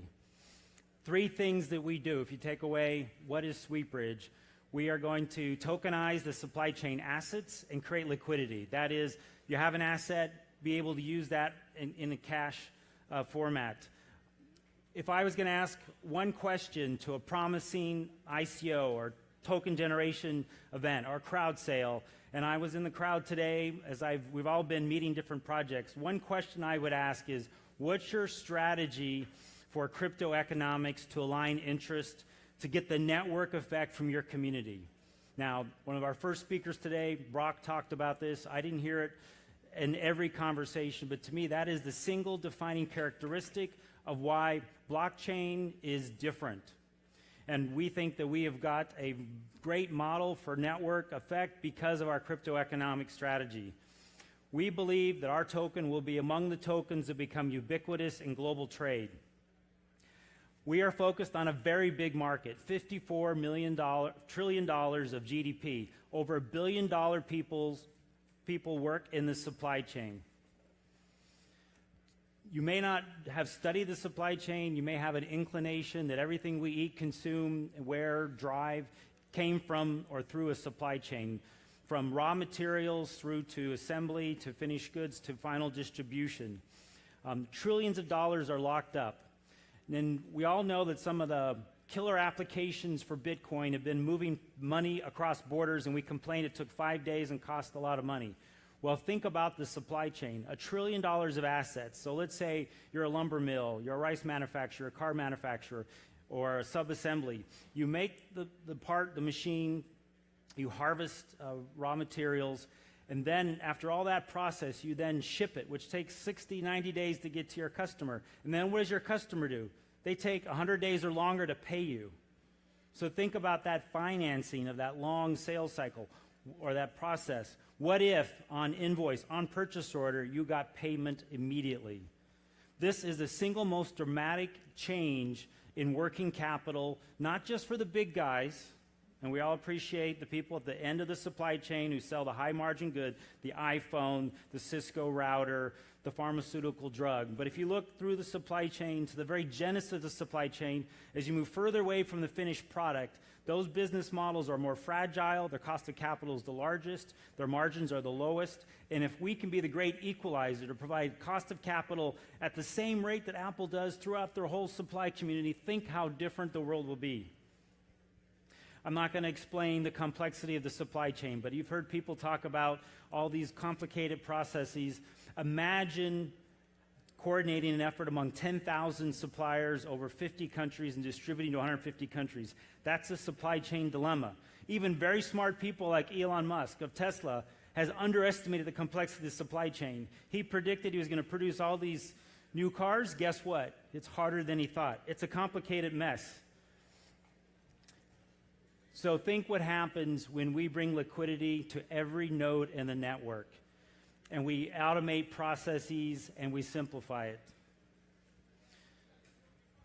The market opportunity is massive. There's 700 million trillion of assets. There's only $70 trillion of currency, fiat currency in the world. There's $120 billion of cryptocurrency in the world. That's less than 2% of the currency that's required in order to liquidate these assets or make them available for liquidity. There's a massive opportunity for tokens to help tokenize these assets and make them liquid. We are a team of 25 dedicated people. 25 people are subcontractors. We have a couple hundred people in our community. It's early days. We are a big project, and we are now preparing for hyperscale. We have a lot of supply chain renegades who've been working in startups and innovating technology. You may not know this, but business-to-business software, ERP software, that's based on principles and technologies that are 30 years or older. Then these companies are younger than that, about 15 years, but they're using technology 15 years old. Our management team comes from these companies. Personally, I was Chief Revenue Officer at GT Nexus, which is today the single biggest supply chain company in the cloud. One version of the truth. Sound familiar? That's the core premise. From source to finished good, tracking and optimizing that supply chain flow. What we took 15, 16 years to do at GT Nexus, I think SweetBridge can do in 5 years, maybe 3 years. We'll get $500 billion on the platform and provide liquidity. The rate of acceleration is at least 3x what we've experienced with previous technologies. And it's more than blockchain. There's a convergence of circumstances. Here, blockchain is a centerpiece, maybe the star, the one that people want to know about the most, but AI, IoT, high-speed computing, and a convergence of political events have created an unparalleled opportunity for transformation of the supply chain. We have a lot of partners, and we're preparing for hyperscale. For instance, we're working with ASU University, 120,000 students. They're working with us to get 2,000 people trained in blockchain and available next semester or next academic year. And we plan to use about 1,000 people in our network in order to make this reality. I will predict the 3 things. We are late stage in 3 proof of concepts. We're going to live production pilots, and then eventually we'll start getting revenue for these new services in these 3 areas. High tech, an obvious player, high velocity supply chain, very sophisticated, pharmaceuticals, chain of custody, provenance. We want to make sure whatever we ingest is the correct drug for the right purpose. We don't want counterfeit. We want to make sure it's pure. We want to make sure it's sold and delivered to the right patient. Great opportunities for blockchain. One thing that we discovered that's pretty powerful is the agricultural supply chain. We're now working with 4 governments about commoditizing rice in a way that we can increase liquidity. One of these balance of trade discussions is $13 billion, and we think we can take $1 billion of cost out, which is great for the rice farmer and it's great for the consumer. Every one of these projects we're talking about, the opening conversation is, in the first year of working with SweetBridge, we want to take $1 billion of cost out, increase the velocity of money, product, improve the quality, and get information to the right people at the right time. These are big projects, and I predict within a year we'll be cash flow positive. Once we've finished our round of raising money, we won't need money again because we'll be self-sustaining with revenue. Liquidity is our first token. You can, on your phone, our MVP, which is available in the current month. In some ways, it's very simple. We're first starting off with an asset class, digital currency. We're going to other assets, which are going to take more time for the reasons you'll probably all understand.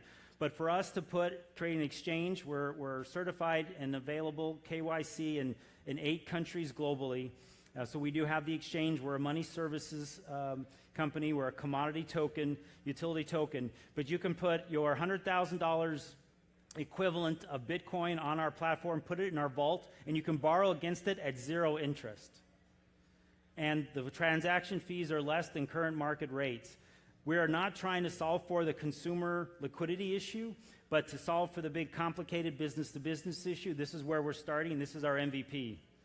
We have 2 coins, Bridge Coin, stable currency. We've talked to the very biggest companies in the world, and then their supply chain, their network. They're not going to invoice in Bitcoin. They're not going to pay in Bitcoin. Even if we talk about efficiency gains, the currency risk outweighs the efficiency gains. So we needed to design in conjunction with mathematicians, quants, reformed hedge managers, and 3 monetary economists a dual currency system. There's a history to it. There's mathematical justification. Our white paper goes a distance to explain it. Bridge coin is a stable coin tied to fiat, pegged to fiat. And then we have Sweet Coin, which is our asset-backed coin that you can use as rights and privileges of the community to borrow money at 0 interest based on the asset class and the rules of engagement. We're finishing our private sale. We're now coming towards the public sale. Please go to our website to find out more details. Only participate in this crowd sale if you want to be a member of the community. This is not for day traders. It doesn't service any purpose for pump and dump schemes. If you're a day trader, please stay away from our coin. We want long-term interest. That creates stability, and that promotes commerce between countries and big companies. Thank you. I'm Mac McGarry.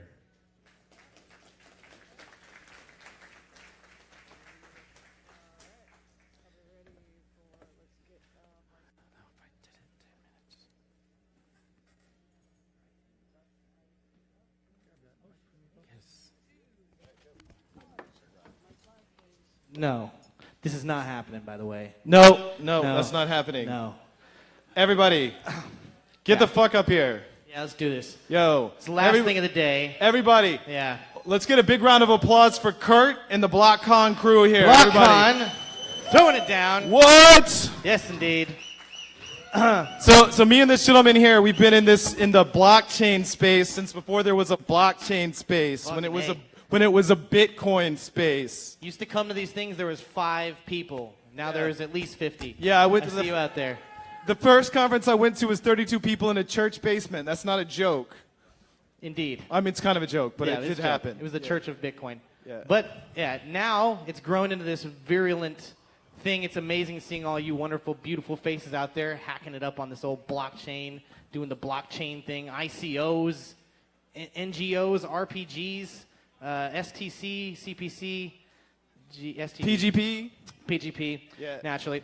So I am in the computer security business, but he's a co-founder of Faction 1. Faction.1. Now the thing about Faction is I don't really want to pitch this shit because I already have way too many clients and I'm already over-promising everything to them. So just hold on to your shorts. But if you're running an ICO and you haven't got a fucking security audit done, you're doing it fucking wrong. Yeah. So you can holler at me. if you haven't got 2 security audits done, you're doing it fucking wrong. do it, So yeah. come hit up Faction 1. Yeah. We'll get you squared. That's right. Yeah, so we're on that shit. All right. So this man over here, in his day job, his name is Bryce Case Jr. But I actually met him years and years and years and years ago, long before there was a Bitcoin, legitimately. And he goes by the stage name of YT Cracker. YT Cracker, He has been rapping and bringing the world of hacking to rap and hip hop. He is literally the founder of the nerdcore genre of hip hop. Indeed. He is literally the original digital gangster. We try out here. Literally. And so what we're going to do here, my name is Jason King. I'm the co-founder of the Kingsland School of Blockchain, Academy School of Blockchain at Kingsland University. I run Unsung. We are the co-founders of Unsung.org. We are the co-founders of Unsung.org. The most- We've been feeding homeless people with cryptocurrency since 2013. Fuck that shit. 263,000 people fed exclusively. Meals fed. What? Indeed. So back in Yes. the day, there was just this magic internet money, and no one knew what to do with it. And Jason King was like, "I'll feed I'm gonna homeless feed people homeless with it." people with that so shit. he took that shit and fed homeless people. Give it a round of applause. Boss, Jason boss. King, dude. Whoa, whoa, whoa, whoa. All right, kick that shit. Let's So- do this. You gonna do it? Let's All do right, it. let's Well, do you it. can talk. Yo. We got an intro here. We got a little bit of All intro. right, yo. So every once in a while, I hype a little bit, A little bit for man, Bryce here. He's been at South by Southwest with me. Fucking Yes, ripping crowds. yes. Let's sit big size. We're doing every blockchain show. Well, Bitcoin. How show, I hard should is say. this intro? This intro is so hard. It's really hard. This song is about being on your own spaceship and fucking smoking weed and doing the right thing. You know, There you go. But it's the future. We can do those things. Thank you, Elon Musk. Thank you, Satoshi Nakamoto. Satoshi Nakamoto. Yeah, thank you, William Gates. Thank you, Kurt Kumar. Thank you, everybody. Thank you, Brock Pierce in the building. Brock Unicorn Pierce. Shit. It's not. It's one- $240 one worth of more. pudding. One more. You good? Yes. Yes. I'm good. I can't get a beard like Jason King yet. So day tomorrow I've been time traveling again and again. Thanks to the brilliant work of engineering. The space we took me to the next level. Next Oh, level. why? I present you a medal. Science achievement unlocked. Unlocked. Thank you for your attentiveness to forward thrusters. Engage on you busters. I cut the mustard. Equipment check computer. How many parsecs back did we start this adventure? It seems there are distance. Warpath of least resistance. Insists that our course is skewed. What? Fortune smiles. We're in the vicinity of antis. Drop a fucking bomb on 'em. Drop a fucking bomb on 'em. Blackberry motherfucker. Blackberry motherfucker. Ooh. Say the battle is fierce and my style sheet hides all on replies. Capitulate antis. Say The game is mine. Throw them haters in the brig if they acting up. Throw them haters in the brig if they acting up. Throw them haters in the brig if they acting up. In the name of the spam god, that's what's up. Say throw 'em in the brig. Throw them in the brig. Say throw 'em in the brig. Throw them in the brig Throw 'em in the brig if they acting up. In the name of the spam god, that's what's up. I said throw 'em in the brig. Throw them in the brig. Say throw 'em in the brig. Throw them in the brig Throw 'em in the brig if they acting up. In the name of the spam god, that's what's up. Say ask where I've been around the galaxy. Alex P. Keaton, shake 'em up. Hail me back one time. One Conservative in a rush, call me Limbaugh. Shout timber when the wood break out. All the ladies in the holodeck suite make out with each other cause I said so. Program Nintendo. All the ladies in the suite make out with each other cause I said so. Program Nintendo. Whitey crack it to the bridge. I need to realign the crystals. Luckily, trichome's a thistle. Start a chain reaction and boost my space in my DNA polymerase. Is the meanest gene That the world done seen. Yeah, that mother is green, just like the organic stuffed in the screen. In the Blam. Now it's back to the mission, loading ammunition. Complex edition. Got the Anarchist cookbook. Which edition? Version 666, all the bombs still work. I got the text file archive, check out my board. I'm a bodybuilder, cause I build them meals. I pair a subject with science and send it. Got attorneys in Boca Raton who defend it. Blackberry, Berry Gordy, Ron Berry, Berry White, Berry Good. Is it understood? Drew Barrymore saw an alien when I was a kid. It inspired me to become a spaceman. Now I'm doing all this space can, spitting fire like a mace can. Johnny Quest to the race band on. Fire up a prepaid anon and get a server for us to do dirt on. Ooh, say the battle is fierce and my style sheet hides all replies. Capitulate antis.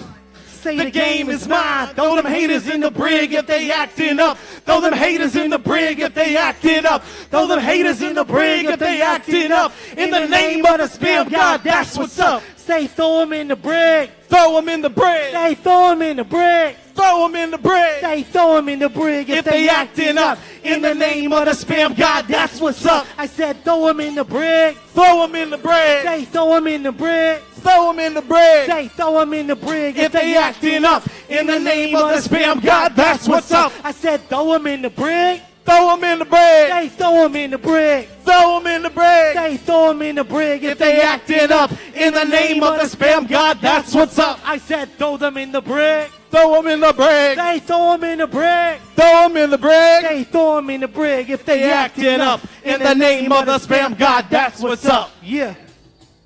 All right, you can clip it. Who here downloads music and movies illegally? I need water. All right. We got shit for sale in the back. You're on this one. You got this. I got it. Let's get some water. Next up, bitch. Give me some of that. Hydrate. Everybody, hydrate. It's important for life. Hydrate. Santa Monica water. Woo! How we feeling out there, BlockCon? Yo. You know, back in the day, people were like, nerds rapping. Is that a thing? Whack. But then Bitcoin went Nerd to life, $5,000. Now baby. All day, everybody's all like, day. All day, all nerds day. fucking rapping. Gotta do it. All right, kick it.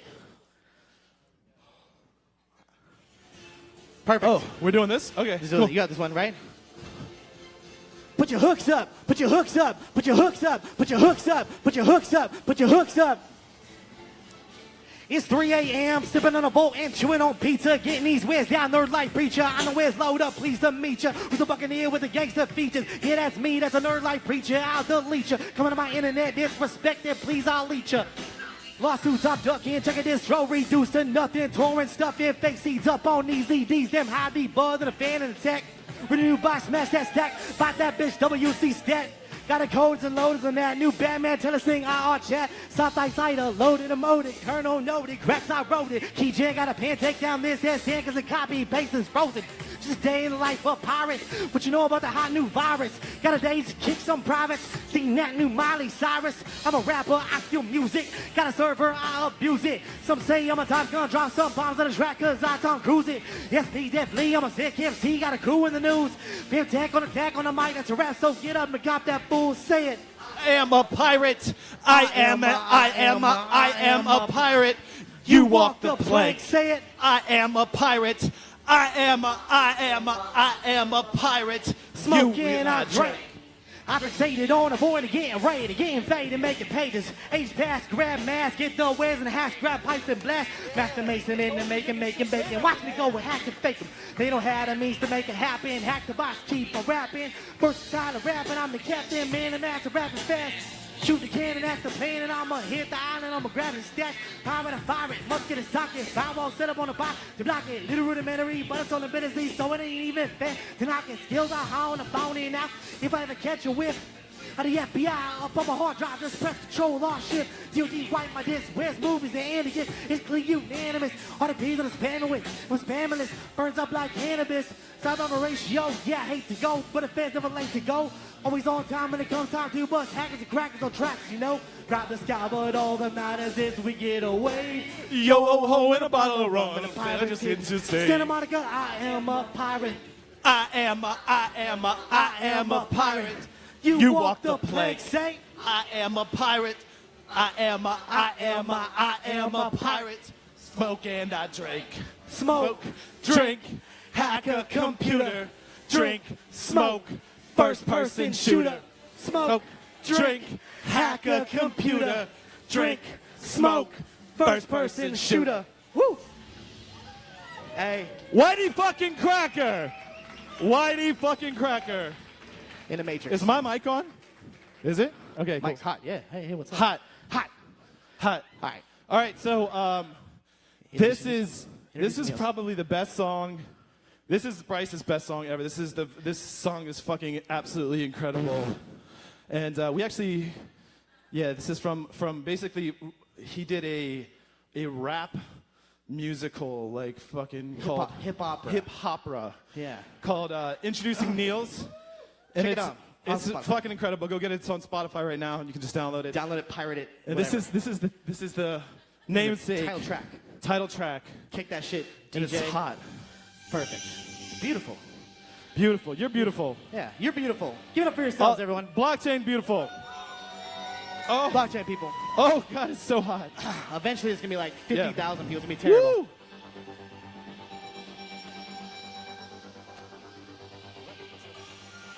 I don't know. It's like a mannequin in a pirate suit. It's kind of creepy. Little.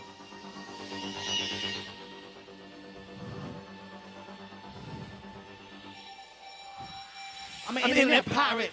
Starship pilot, trying to keep my actions private. War dialect, products of the 1980s. Spectrum ultraviolet.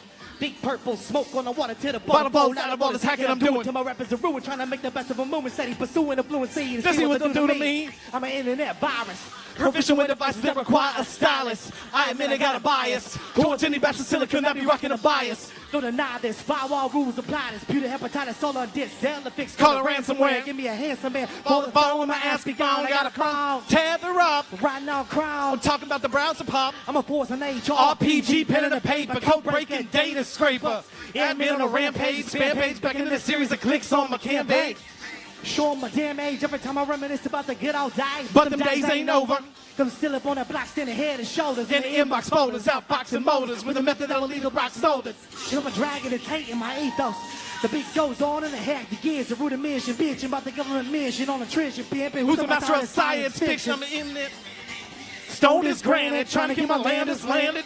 And spam it, collect a bunch of clicks on the hypertext canvas. Do my damage to keep the advantage. Brandishing a package of dirty band with a jam with a bill of stack and feed them a sandwich from a campus. Box that I rooted in the middle of Kansas. My fans is loyal. And I'm leading that charge like a red alert Tesla coil. From U.S. soil, stateside, solid state drive. Encoded with the data that I need to survive against a high mind. Drones that was standing in 9 mile. I done treated seconds that would serve as a guideline. 1984, I got a fix on the timeline. I grind mine in the name of computer crime. I'm business. Still all about the business. Holding grudges up for going forgiveness. Cause I witness people on the sea with a sickness. Teaching on the friends for a deal with a quickness. Him in a back door, broke him in his trap door. On the orders of a government actor. But they don't fact door any of that in the sense. He's menacing and anarchist versus repetitive. The wrong ideology.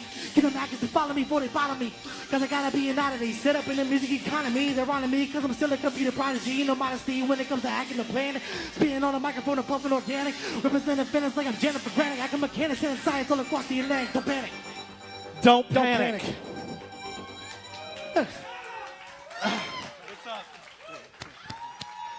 All right. So most people actually only know this. Yo. So yeah. So this song, we did this back in the day, and man, it kind of got a following. Little bit. The true Bitcoin theme song. Yeah, 2013. Yeah, when nobody coins was were rapping cheap. about Bitcoins. Coins were cheap and people were having back in those $7 drugs. Bitcoin days. Yeah, there's Silk 13, Road. 50, Mount 200, Gox. Mount Gox. Things. All right. Yo, who in here was a Bitcoin in 2013? Who? Oh, damn. Fuck All right, yeah. Some OGs in this bitch. This is the OG song. This is it. This is it. This is the one, the only. Yeah, yeah. The Bitcoin Baron. The Bitcoin Baron.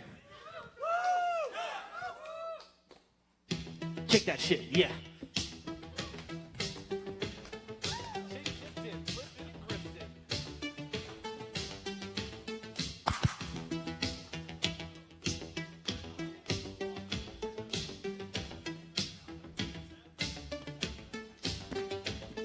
You know rappers like to rock chains. I rock blockchains, knock 'em out the box, I'm a Gox main. Key ring full of wallet data. I gotta pray that my ASIC incinerators can blow the mind like a creeper one time. And my circuits define a fine way to keep the power bill in check. My equipment is starting to sweat. From the heat, crypto anarchy becoming a threat. So elite, you know rappers like to rock pools. I got pools you can't swim in, but I'm collecting the spice like I'm framing, so you fools get stepping and get to choosing your weapon because the deafening roar of indefinite war is epic.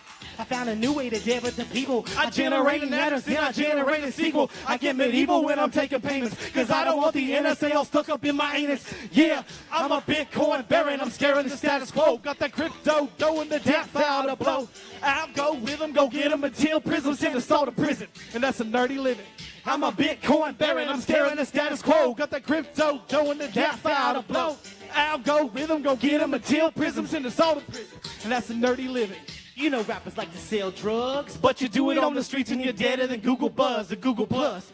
There's a road made of silk if you must. Get your hustle out of chemical rush, avoiding the brush with the law. Can't stop us all because they got it anonymous. The ones that play it stupid, they get thrown in the bottomless pit. Don't even know how to cut up them layers of the onion, so let the players play pumpkin. Shape shifting, flipping and grifting, manipulate the market, flood it from the darknet, flood it from the deep web, keep it a secret. Every exchange got the nerdy brains trading on the frequent. Wonder where the league went. They left the team, man, looking for the promised land, all not beaming. Up, Scotty, it's the future decentralized swag. Keep your work in your laptop bag. I'm scaring the status quo. Got that crypto dough and the death out to blow. get him until prison, send us all to prison, and that's a nerdy living. I'm a Bitcoin baron, I'm scaring the status quo. Got that crypto dough and that file to blow, and the algorithm go get him until prison, send us all to prison, and that's a nerdy living. You know rappers can't pay bills, face the tax implications of evasions when we stack meals. Got a homie Phil Deuce One, taught me the solution, dropping all his knowledge from the booth, son. Anyone can learn it if you put in the work and research on how to line it just a fraction of your work in the dirt. Like Jesus said, keep your bones in the verse, cause there ain't no telling when that bubble going to burst. You know rappers say they about the future, but you ain't Marty McFly till you buy kombucha from a supermarket with them Bitcoin. Dude, get your Charlie Sheen greens off the computer screens from the Philippines, cry them leaves. Knocked up Louis V's, trying to freeze my assets. Long on is the cash in the mattress. Now it's all tied up in hashes, wrapped up in encrypted batches. I'm a Bitcoin baron, I'm scaring the status quo. Got that crypto dough and that file to blow, and the algorithm go get him until prison, send us all to prison, and that's a nerdy living. I'm a Bitcoin baron, I'm scaring the status quo. Got that crypto dough and that file to blow, and the algorithm go get him until prison, send us all to prison, and that's a nerdy living. I'm Whitey Cracker, Santa Monica, that's it. Woo! Lady, we out here. Mr. YT Cracker. Blockchain, bitch. We did it. Kurt, want to say a few words? Yes. Where are you? There he is. Thank you, man. Thank you all. That was amazing. I have never seen Jason King sing before. That was like amazing. I'm still like, he should be here tomorrow. Actually, we'll try to fix our schedule so he can sing again. I might have to piss some sponsors off, but we'll figure something out. Well, thank you guys for coming. Come here tomorrow again. It's day 2 as well. And I want to thank all the sponsors, especially Element, NEM, Swarm Fun, and Waxman PR for making this happen for us. And thank you guys for coming. Yeah, thank you.